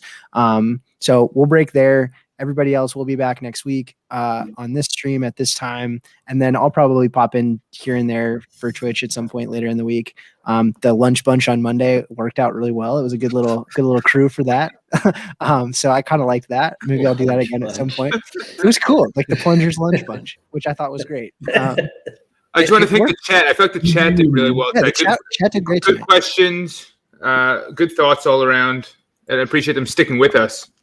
Yeah. Yeah. It's Yeah, been a 100%. labor of love. So anyway, we'll let you go. If I had it queued up, I would play that awesome beat from Caruso's hair or Caruso's bald. Oh gosh, I'm Caruso's missing hair is the guy's Whiskey's kicking in. Yeah, the whiskey's kicking in. But next week we will have a video for the start of this. So with that, we'll say goodnight. Thanks, Sayonara. Plunge. Thanks for having us on. Yeah, thanks for having me on. This was fun. Thanks, All Plunge. right, let me end this broadcast.